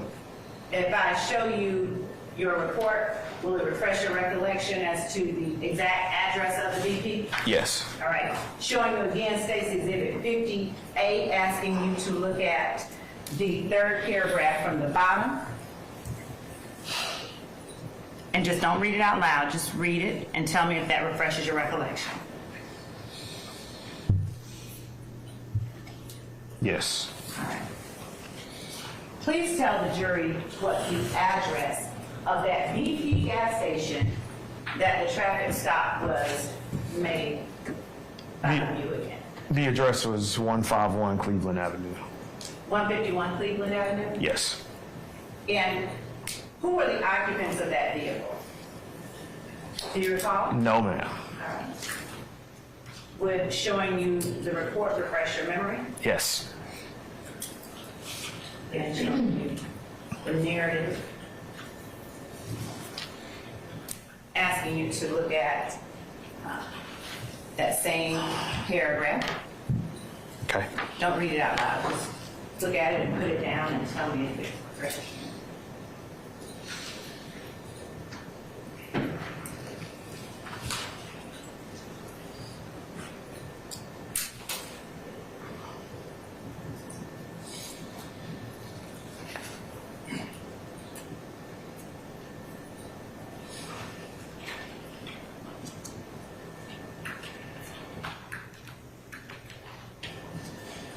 Okay.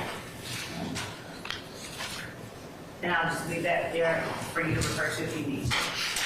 All right. So who are the occupants of that vehicle? Mr. Stovall and Miss Latrice. Were those Jarrell Stovall and Shawanda Objection to the Latrice? reading. I sustain the objection. Do you recall their first names? Yes. Please tell us their first names. And if you have to refer to the document to refresh your memory, let us know that that's happening. Okay, I'm referring to the document. Don't read it, but you have to look up and tell me. Okay. Mr. Jarrell Stovall and Miss Shawanda Latrice All right. were their names.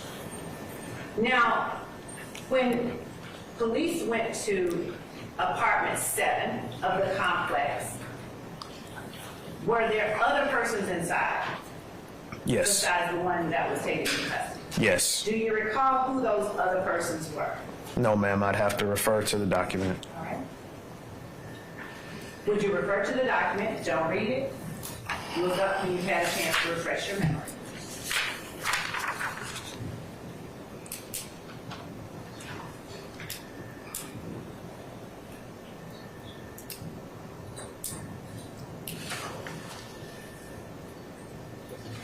Okay. Who were the other persons inside? Alfonso Dixon, Trevez Watkins. Watkins? No, I have to look again. Johnson, Okay. and the aforementioned Mr. Hurst. All right.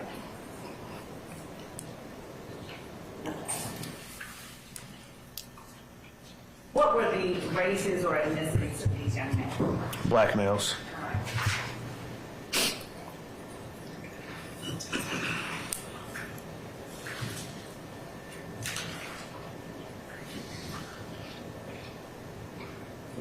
Now, were the occupants of the Buick any of the people that had come out of apartment number 7? No, ma'am. Were the people that came out, including Mr. Stevens, did you indicate in your report whether they had come out of apartment number 7? I did not indicate that. Now, when you said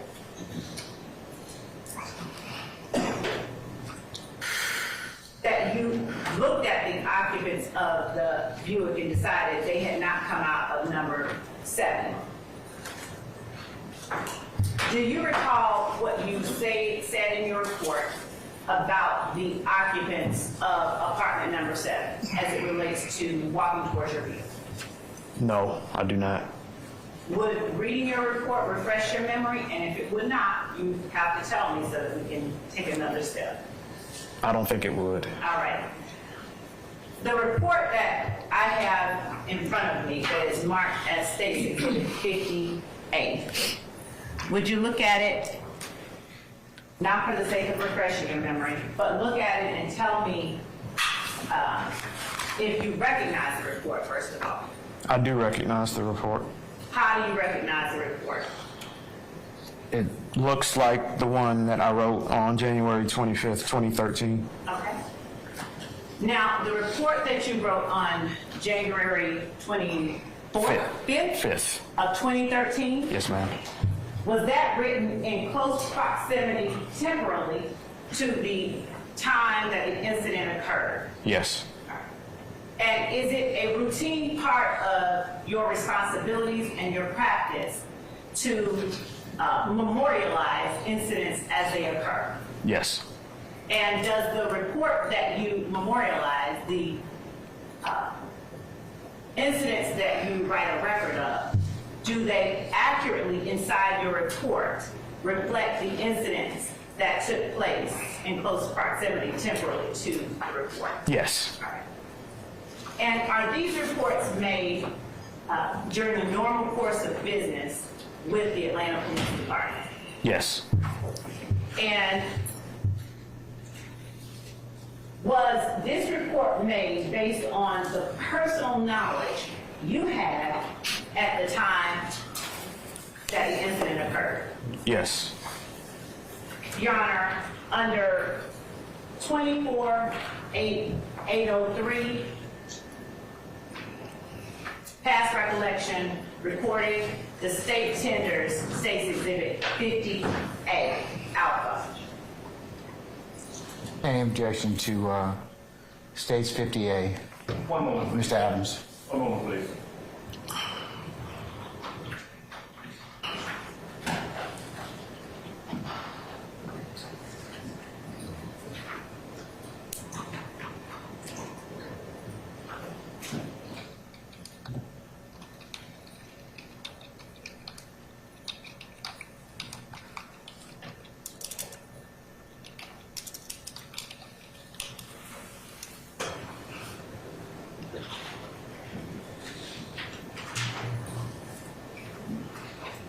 No objection to its admission. This one does not go out to the jury.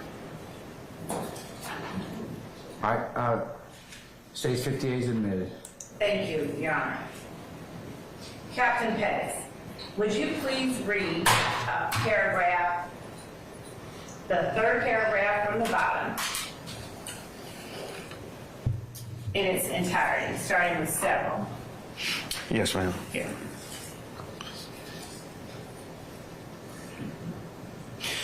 Several Georgia State Patrol officers performed a traffic stop on the Buick in the parking lot of the BP gas station located at 151 Cleveland Avenue and detained its occupants, Mr. Jarrell Stovall, 04-12-82, and Ms. Shawanda Latrice, 07-25-91.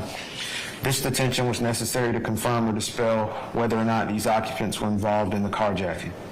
Officer J. Brown and Sergeant T. Henninger, 2397, knocked on the door of apartment number 7. After knocking several times, the door was eventually opened. There were 3 males inside, and they all were detained. Those males were Mr. Travis Johnson, 11-04-85, Mr. Desmond Hurst, 07-17-95, and Mr. Alfonso Dixon, 08-26-91. Officers M. Johns and K. Collins relocated with Mr. Stevens back to the apartment complex.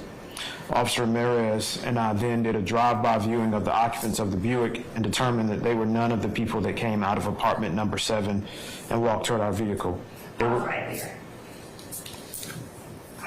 When writing, they were none of the people that came out of apartment number 7 and walked towards your vehicle. Who were you referring to? the occupants of the Buick. No. You said they were none of the people. The occupants were. She's testifying at this point. She's stuck with his answer. Your Honor, there's no stuff with the answer. Hold on. I will sustain that objection. So, Ms. Love, you do have to go through the proper foundation. Sure, Your Honor. You just can't tell the witness no. I'm not trying to tell them. Oh, yeah, well, you just started to, so that's why you drew an objection. All right. All right. So, Captain Pettis, let me make sure I understand. When reading that last sentence, when you said none of the people, they were none of the people, who were you referring to when you said they were none of the people? Can I refer to the report? Yes, please.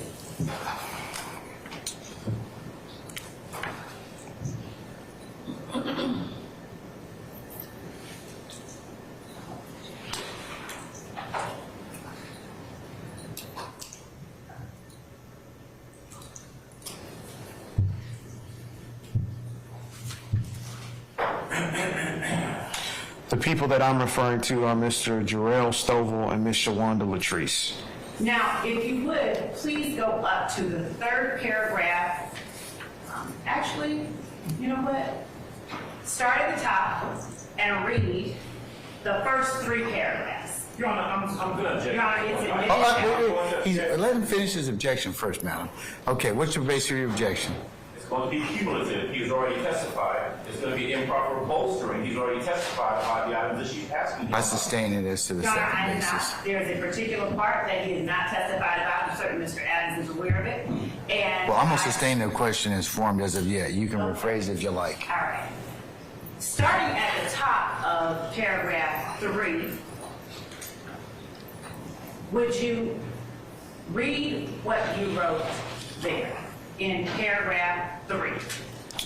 I witnessed a black male, approximately 25 years old, wearing all black clothing with a black do-rag and black hat, reverse the vehicle into its parking spot and then exit and walk toward apartment number 7.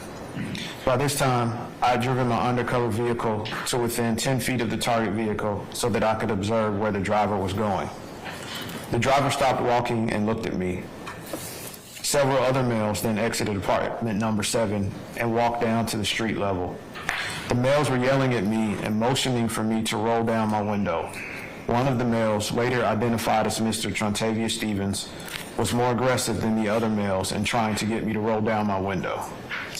Thank you. You're welcome.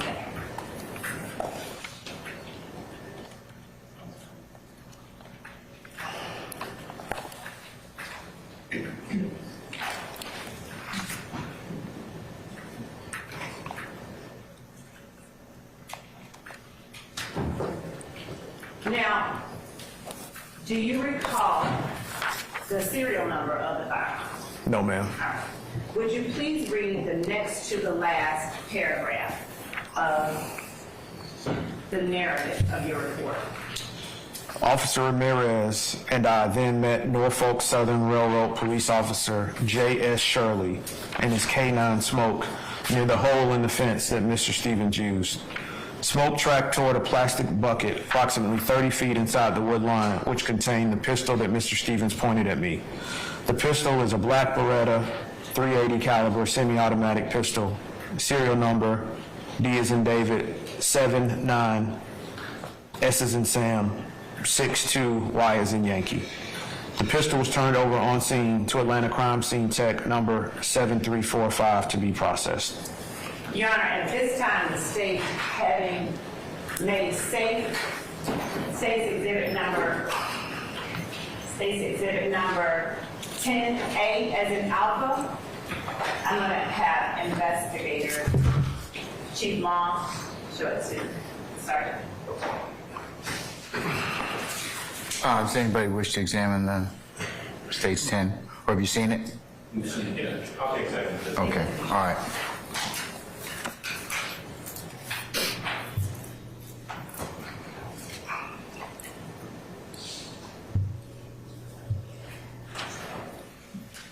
Thank you, Judge. Okay. All right. Has the weapon been rendered safe? It has? It has. Sergeant Ingram? Okay, all right. Would you take a look at 10A and tell us if that is the firearm that Mr. Stevens had? Look at it, pick it up, and look at the serial number, please.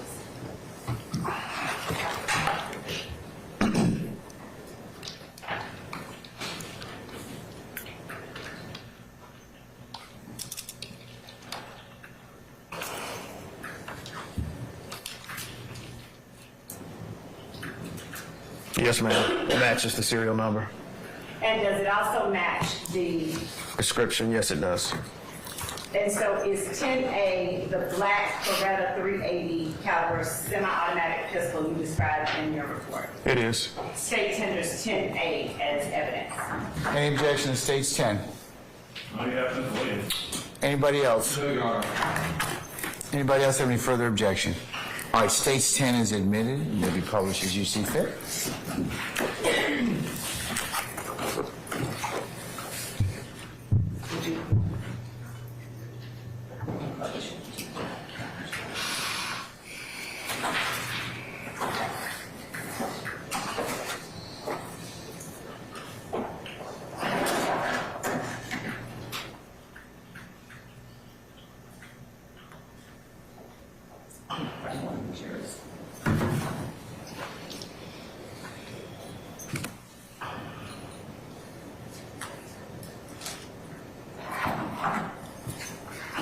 Captain Pettis, what was the age of Trontavia Stevens at the time that this incident took place?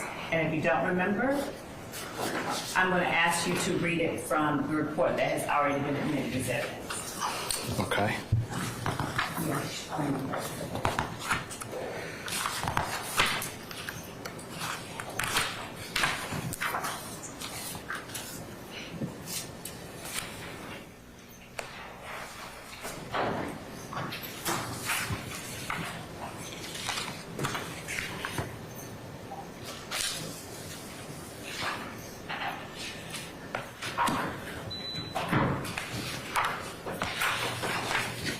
And the date of birth would be just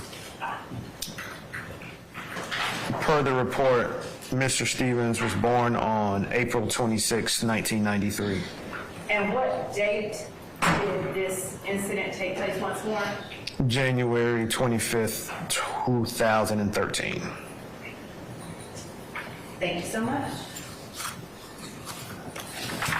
That's all that I have for now. All right, cross, Mr. Adams? Please. All right, go right ahead, sir.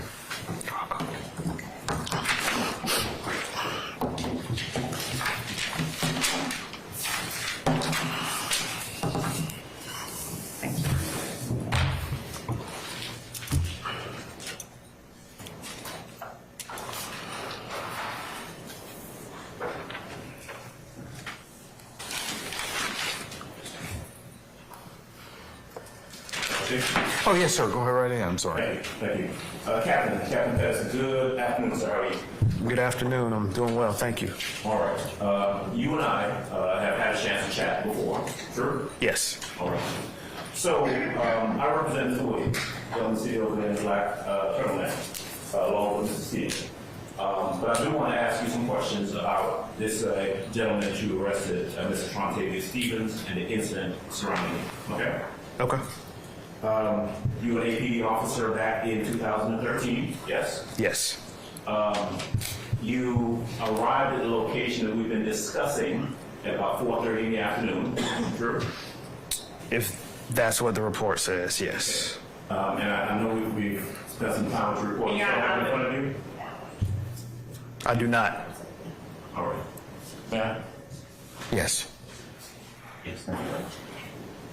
Just please identify for the record, please, what, Thank you, Judge. okay. Judge, I'm going to, with the court's permission, approach the witness and show him what's been previously identified as states 50 Alpha 50A. Okay, it's been admitted, so yes, that's fine. All right, thank you, Judge. That's your report, right, Captain? Yes, sir. That's a report you prepared back in January of 2013, right? Yes, that's right.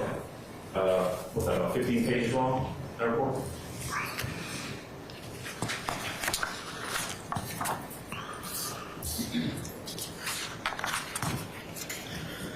The report itself is actually only 2 pages. What's attached here is the warrant application, another copy of the report, and the actual warrants, along with the copies of the arrest tickets. All right, the report itself that you wrote, about 2 pages, right? Yes, sir. But it fairly and accurately captures what happened on that day and your involvement in everything that happened. Is that true? Yes. Okay. Just to be clear, you were not involved and you don't know anything personally about how this vehicle that you saw came to be taken, right?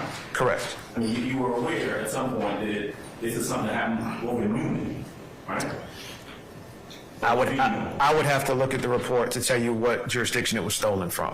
Because you don't know personally. Correct. And then you don't know where the car was, who was in possession of it, or how it came to end up in this apartment complex where you saw it, right? Yes. You don't know who, Trontavia Stevens, anybody else, was ever in possession of that vehicle prior to the day that you showed up in that apartment complex. Is that true? Yes. Okay. Now, I want to jump ahead a little bit and then come back, because what I want to make sure I'm clear on is that what you actually ended up arresting Trontavia Stevens for was aggravated assault, right? That was one of the charges. What was the other charge? The other one was pointing or aiming a pistol at another, and the last was the warrant that he had. Okay.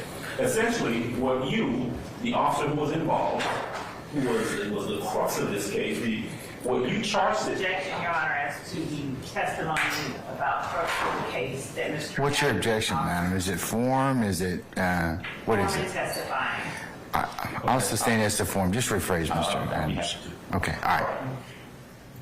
You, you were the officer who took out the charge, right? Yes. You are the person that's listed as the victim in this case, right? Yes. And the criminal offense that you charged Mr. Trontavia Stevens with was aggravated assault, right? Yes. You didn't charge him with auto theft, right? Correct. Didn't charge him with carjacking, right? Correct. Because you had no evidence that he did any criminal act other than what you said was an aggravated assault, right? Correct. Okay.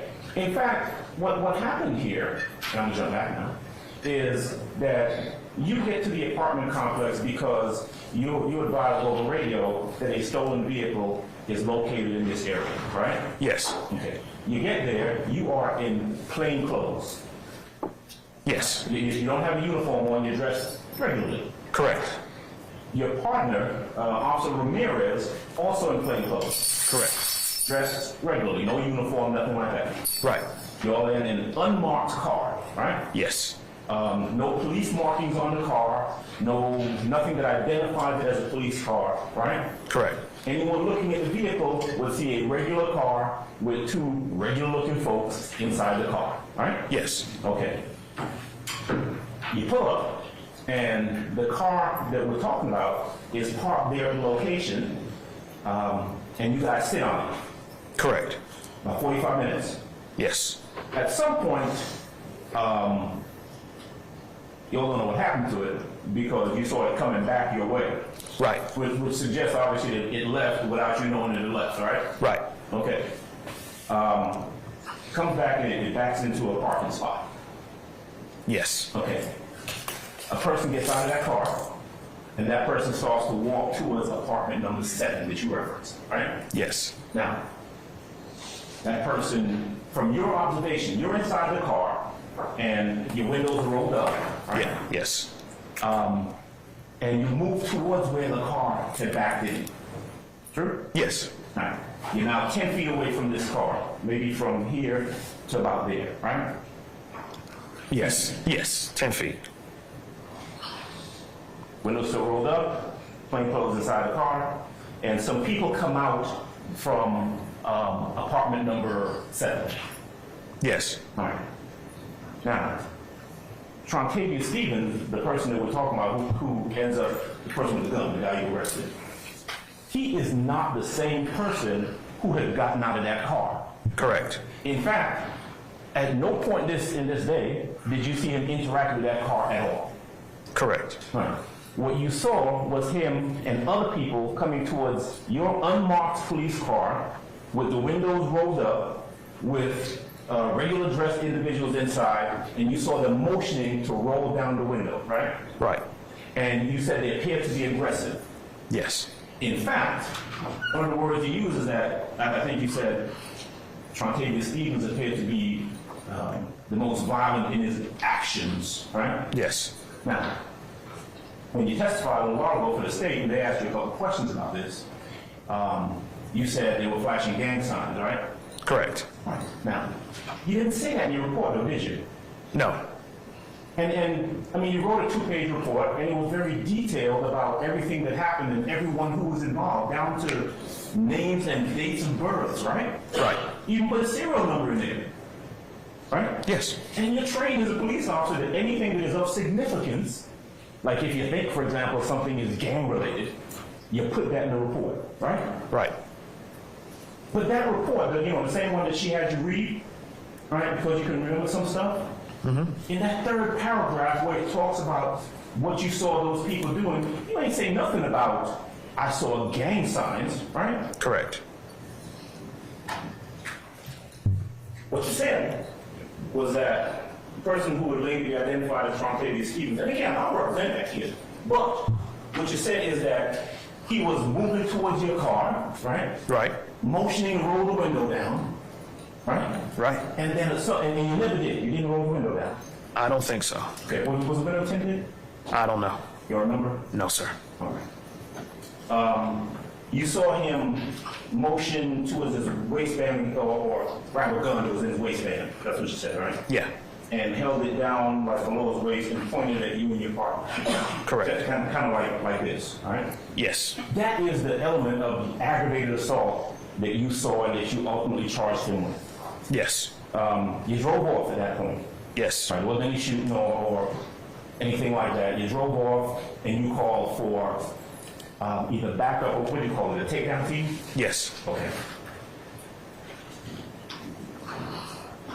All right. So that was the crime, the ag assault, right? correct. Police show up, takedown team, or one other car, a bunch of cars. I don't remember the exact amount. Would it be fair to say that within a relatively short period of time, there were cops crawling all over that location? I don't think that would be a fair assessment. No, sir. APD showed up, right? Other APD officers showed up, right? Yes, At some point, Georgia State Patrol was involved in this incident, correct? yes, At some point, Norfolk Railroad Police were involved in this incident, correct? yes, Okay. A couple different jurisdictions of police. yes, Police went to the apartment number 7, right, and ended up getting those people out of the apartment, right? yes, Police followed the Buick that Mr. Stevens was in for some period of time down to the gas station and ended up getting those people out of the Buick, right? yes,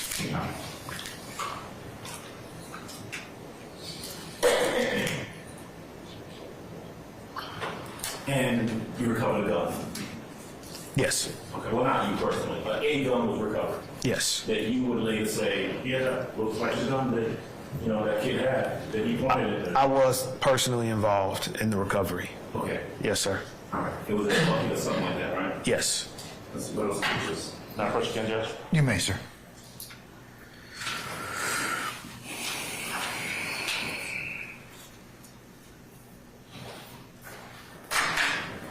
No, states, 58, no, what's that? this is 2A. That was Madam Prosecutor Troy? Yes, sir. Is it 3? Is it just 2A or Is it 2A and 3A, sir? Yes, sir. He's on one. Yeah, it's 2A and 3A. All right, thank you. Okay. This gun, right? Yes. Found in this bucket. Yes. Okay.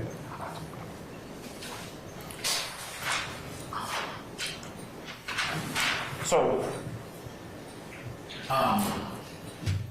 a little question or two about descriptions. The person who was in the car, who got out of the car that you referenced, was wearing black. Yes. Black do-rag or something like that? Yes. Black shirt or hoodie or something like that? Basically all black. Okay. Trompavia Stevens is a guy, he had a whole lot of hair, right? Like I have no idea. you all remember? No, sir. All right. All right. At the time that this incident occurred back in 2013, you had been an officer at APD for how long? I got hired November 14th, 2006. Okay. All right. By that time, you had received what I think I heard you say was some training in regards to gangs and gang recognition and stuff like that, right? Yes. All right. You were trained and you were told that if there is an incident that occurred and you believe it to be gang-related or anything like that, that you indicate that on the police report. Probably. Okay. You didn't indicate that anywhere on this police report that there was any sort of gang involvement in this case, did you? No. All right.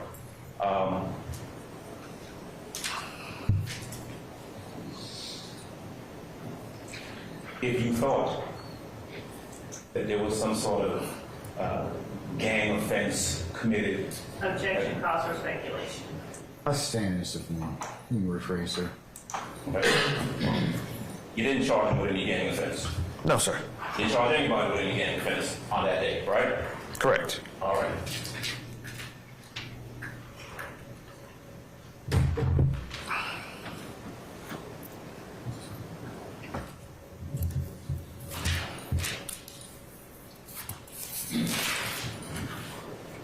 Ten seconds. seconds if you don't mind, Judge. Not a problem, sir. Maybe a little more.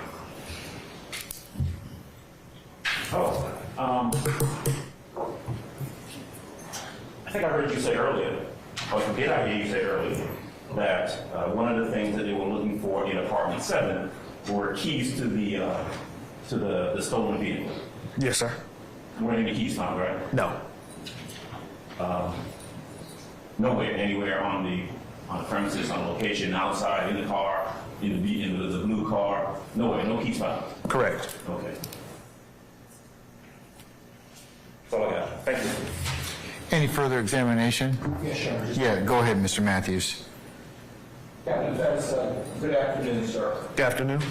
And just so that I'm clear, no time after you completed your report did you offer a supplemental report indicating that you observed gang signs? Correct. No further questions. Thank you.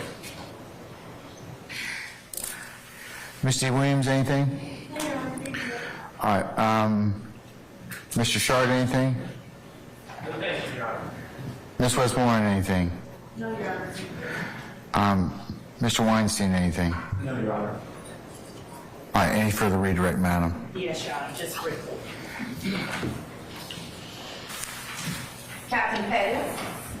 Yes. I'm not going to keep you here much longer, but you were asked on cross-examination specifically whether or not you made any arrests of Mr. Stevens or took out any warrants on Mr. Stevens for the hijacking of the motor vehicle that you were investigating. Do you remember being asked by that? I do. By Mr. Adams, that question? Yes, ma'am.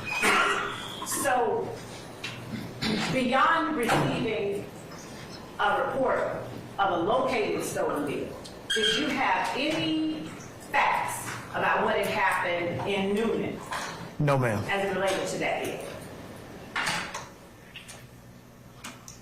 And so you were also asked, or you stated in your report, when you stated in your report about the person driving the stolen vehicle and where they went, notwithstanding where they went, you didn't find, according to your answer with Mr. Adams, you didn't find the keys inside the apartment where they went? No, ma'am. And the people who exited the apartment, Mr. Stevens was one of those people? Yes. The same one that threw the gun? Objection to the leading. Sustained. Was that the same person that threw the gun? Yes. Did Mr. Stevens run from uniformed officers? No, ma'am. When he was running or leaving and he discarded that gun, who was after him? Nobody. How did you all then encounter him? We circled the apartment complex again in an effort to see where he was going and what he was doing because he ran the opposite direction that we were driving. When you say ran, who was he running from? I don't know. All right. Were you all pursuing him? No, we were going the other way. He pointed the gun, we drove the other toward the street, and he ran back toward the back of the apartment complex. Did you said you called for backup? Yes, ma'am. Did backup arrive? Not at that time, no. How long after did backup arrive? The time it took for us to circle the apartment complex, see Mr. Stevens re-enter the apartment complex through a hole in the fence, flag down the Buick that was driving by, get into it, go back around the apartment complex, so half of the circle back toward the street. Then they made a left, which was south on Old Hateville Road. Then a patrol car arrived, and we directed them toward the vehicle that Mr. Stevens had entered. So maybe 2 minutes, that would be my approximation. Are there lights flashing? No, because when the patrol car approached the Buick stopped on its own, and Mr. Stevens exited the vehicle. Okay. Now, how often did you see people flash gang signs at you during your time as an officer? My guess would be on more than 10 occasions. And this was prior to this occurring. Sustain the question. Was this prior to your seeing Mr. Stevens and the others come out and get arrested? Yes. Mr. Adams asked you about not putting in your report that Mr. Stevens flashed gang signs at you. Do you remember that? Yes. Did you put in your report what the person who pulled the gun on you was wearing? Can I refer to my report? Please do.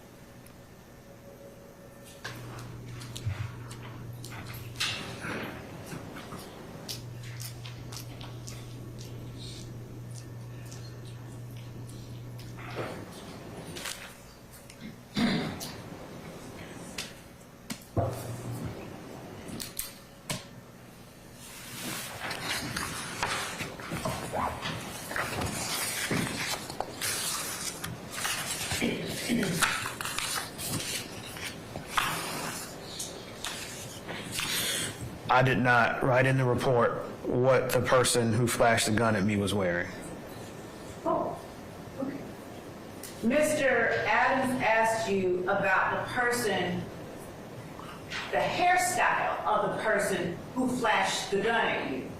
Did you put in your report the hairstyle of the person that you actually charged with aggravated assault was wearing? No. Did you put it in your report? I don't need to. I did not describe his hairstyle.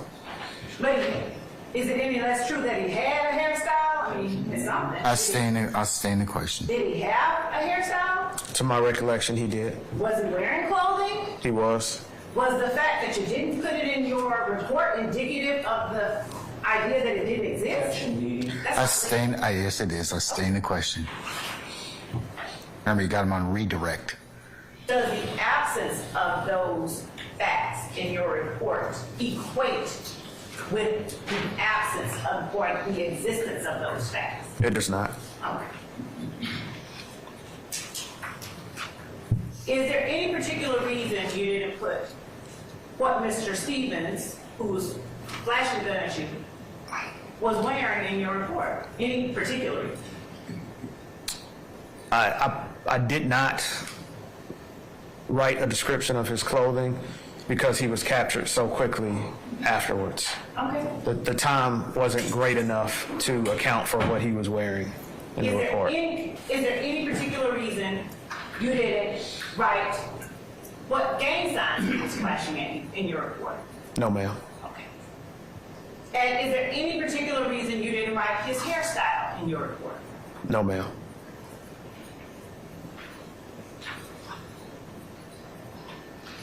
How are you able to remember today that the gentleman that exited that apartment came out flashing gang signs at you, and in particular that Mr. Stevens was the most aggressive one flashing the gang signs? How are you able to remember that? It's been 10 years. I have a general recollection of the incident because this was the last investigation that I conducted as an officer before I got promoted to investigator. So it's more important, I guess, than others. As far as the question that you asked about the gang signs, I've been, since I was subpoenaed here and had to recollect this incident and read my report, I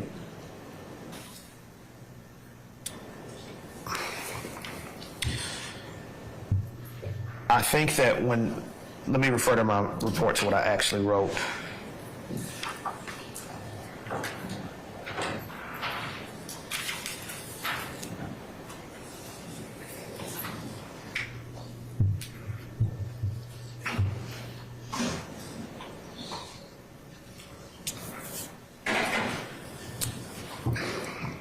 My answer is that when I wrote that Mr. Stevens was more aggressive than the other males, I was mentally incorporating the throwing of gang signs as a universal sign of aggression, but I didn't write it out.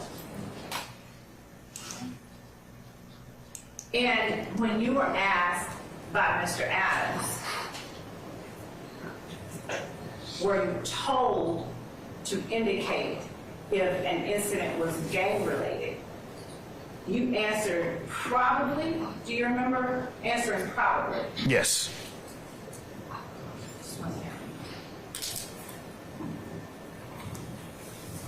Can you state with certainty that at that time you had been instructed to make those kind of indications on your report? I cannot.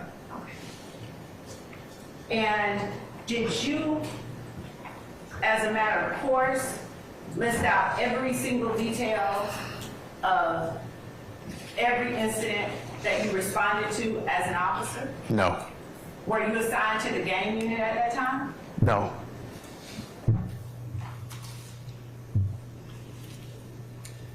Is the information you've given to the jury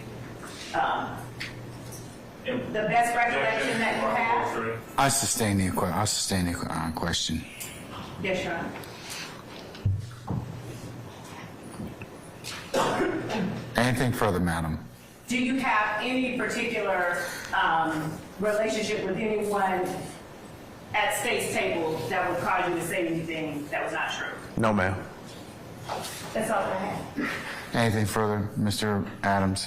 Just a little bit. All right. You're a police officer, right? Yes, sir. You're a captain. Yes. You, what you do when you conduct an investigation affects people's lives, right? Yes. You arrest people and take their freedom and take them into custody, true? Yes. And you are charged with writing reports that reflect the truth so that someone down the road, maybe a prosecutor, can rely on that information and know if to or how to prosecute someone, right? Yes. That is extremely important. Would you agree with me? Yes. All right. And so when you write your report, and when you were writing reports back in 2013, those things were just as important then as they are today in this courtroom, right? Yes. Okay. And so you weren't a rookie officer back in 2013. You had been on the force for some 7 years? Yes. Okay. And so before coming in here to testify, whether it's today, I don't know, yesterday, last week, whenever, did you have an opportunity to sit down with the prosecutors and talk to them about your testimony and your recollection of the events of 2013? Did you do that? Yes. Okay, right. And you still came in here today, and this is the first time, right, that you're mentioning anything about gang signs that you saw when you were brought in here to testify in this, quote, gang case, right? Yes. Okay. Now, just out of curiosity, what was the gang sign? Hold on. What's the basis for your objection? Well, with respect to What's the basis of your objection? First time. I'm going to overrule the objection. Okay. Go ahead, Mr. Adams. Come in. What was the gang sign you saw being thrown up that day? No idea. No idea. None. Okay. But you know what's a gang sign, right? Yes. Okay.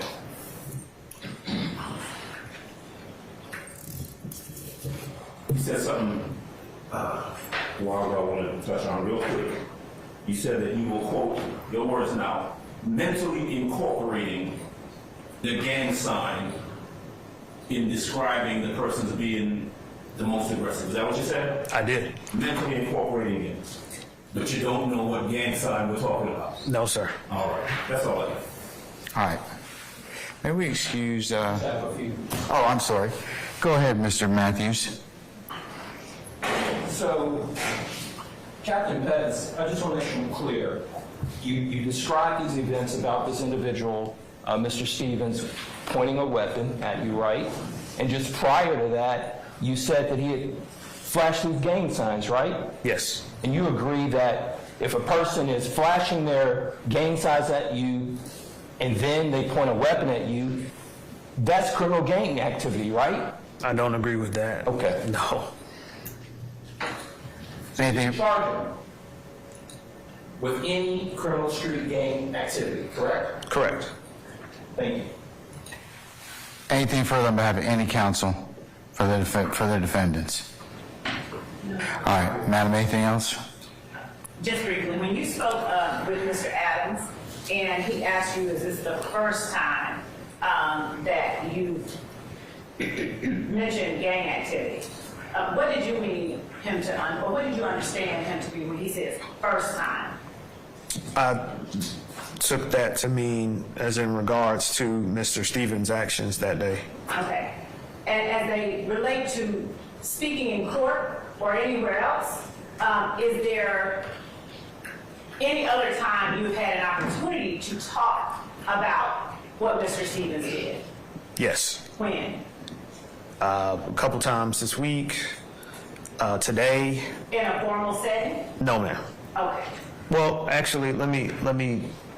I don't know what the adjudication process was with this case. I don't know if I testified at grand jury. So I can't say with certitude that I've never spoken formally about this because I don't remember. And when you were asked what was the gang sign by Mr. Adams and you said no idea? Yes, I said that. If you're saying no idea to what was the gang sign, how are you able to testify to the jury that it was in fact a gang sign? By the forming of the hands, by the overall gesticulation. I think that you don't need to be a police officer, be educated in what sign means what gang, and any of the gang rule handbook or any of those things to understand what a gang sign looks like when it's being postured towards you, especially considering the totality of the circumstances that I was in the moment. So I don't. Were the signs that were being made by the individuals that came out of Apartment 7 similar in nature? I can't answer that either. I wasn't well educated then on what the gang, what sign relates to each gang, and I'm not today either. Okay. Were those signs that you saw signs that you had seen in similar circumstances in the past? Yes. Thank you. That's all that I have. May I ask? Yes. Captain Betts, did you get any training at the police academy on gang? Probably. That's all I have. Anything further, Mr. Adams? No, sir. All right, anybody else? All right, may we permanently or temporarily excuse Captain Pettis? Your Honor, we can, at least temporarily. I don't anticipate needing him again, but I don't know how things are going to go, so we're releasing him for today. All right, Captain Pettis, thank you for your patience with us. I'm going to temporarily excuse you as a witness, so that means you're subject to being recalled at some point in time. We'll reach out to you if we have to do that. Just remind you not to discuss your testimony with anybody except the attorneys in this case, okay? Yes, sir. All right, thank you, sir. Thank you. All right.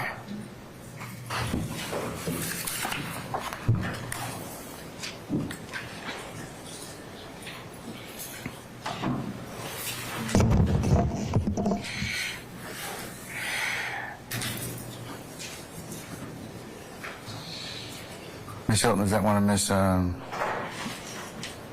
Weaver's documents? It will be, yes. All right, don't be trying to take the stuff now, okay? I'll watch everything. All right, okay. Ladies and gentlemen, how about some lunch? Yes. Yeah, resounding yes. All right, that's what I like to hear. All right, ladies and gentlemen, at this point in time, it's about 10:01. How about we come back at 2 o'clock? Is that all right? Okay, all right. Remember my admonitions I've given you. If you decide to leave your headquarters, please remember to keep your juror stickers on so everybody can notify you or identify you as a juror. Leave your notepads in your basket, and remember all the admonitions I've told you. Would it be proper for you to discuss what you heard on the stand with each other now? No. Come on, you need to sound better than that. I mean, that sounds kind of lame, you know? All right, no, it's not permissible for you to do that, okay? So just as a reminder, you cannot consider the case until I give you instructions on how to do so. So just as a reminder, a continuing reminder about that. Ladies and gentlemen, thank you for your patience. Enjoy your lunch. We'll see you all at 2 o'clock, okay? All right, all rise.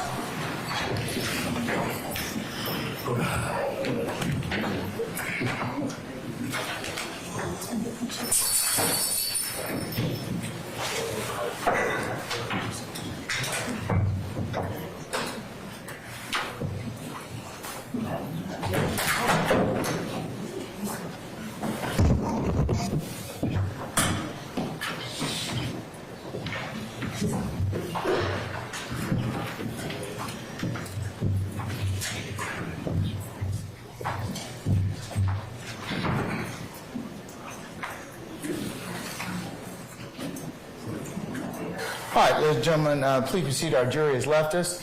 Councils, take lunch as well. I'll see you all back for 2 o'clock, okay?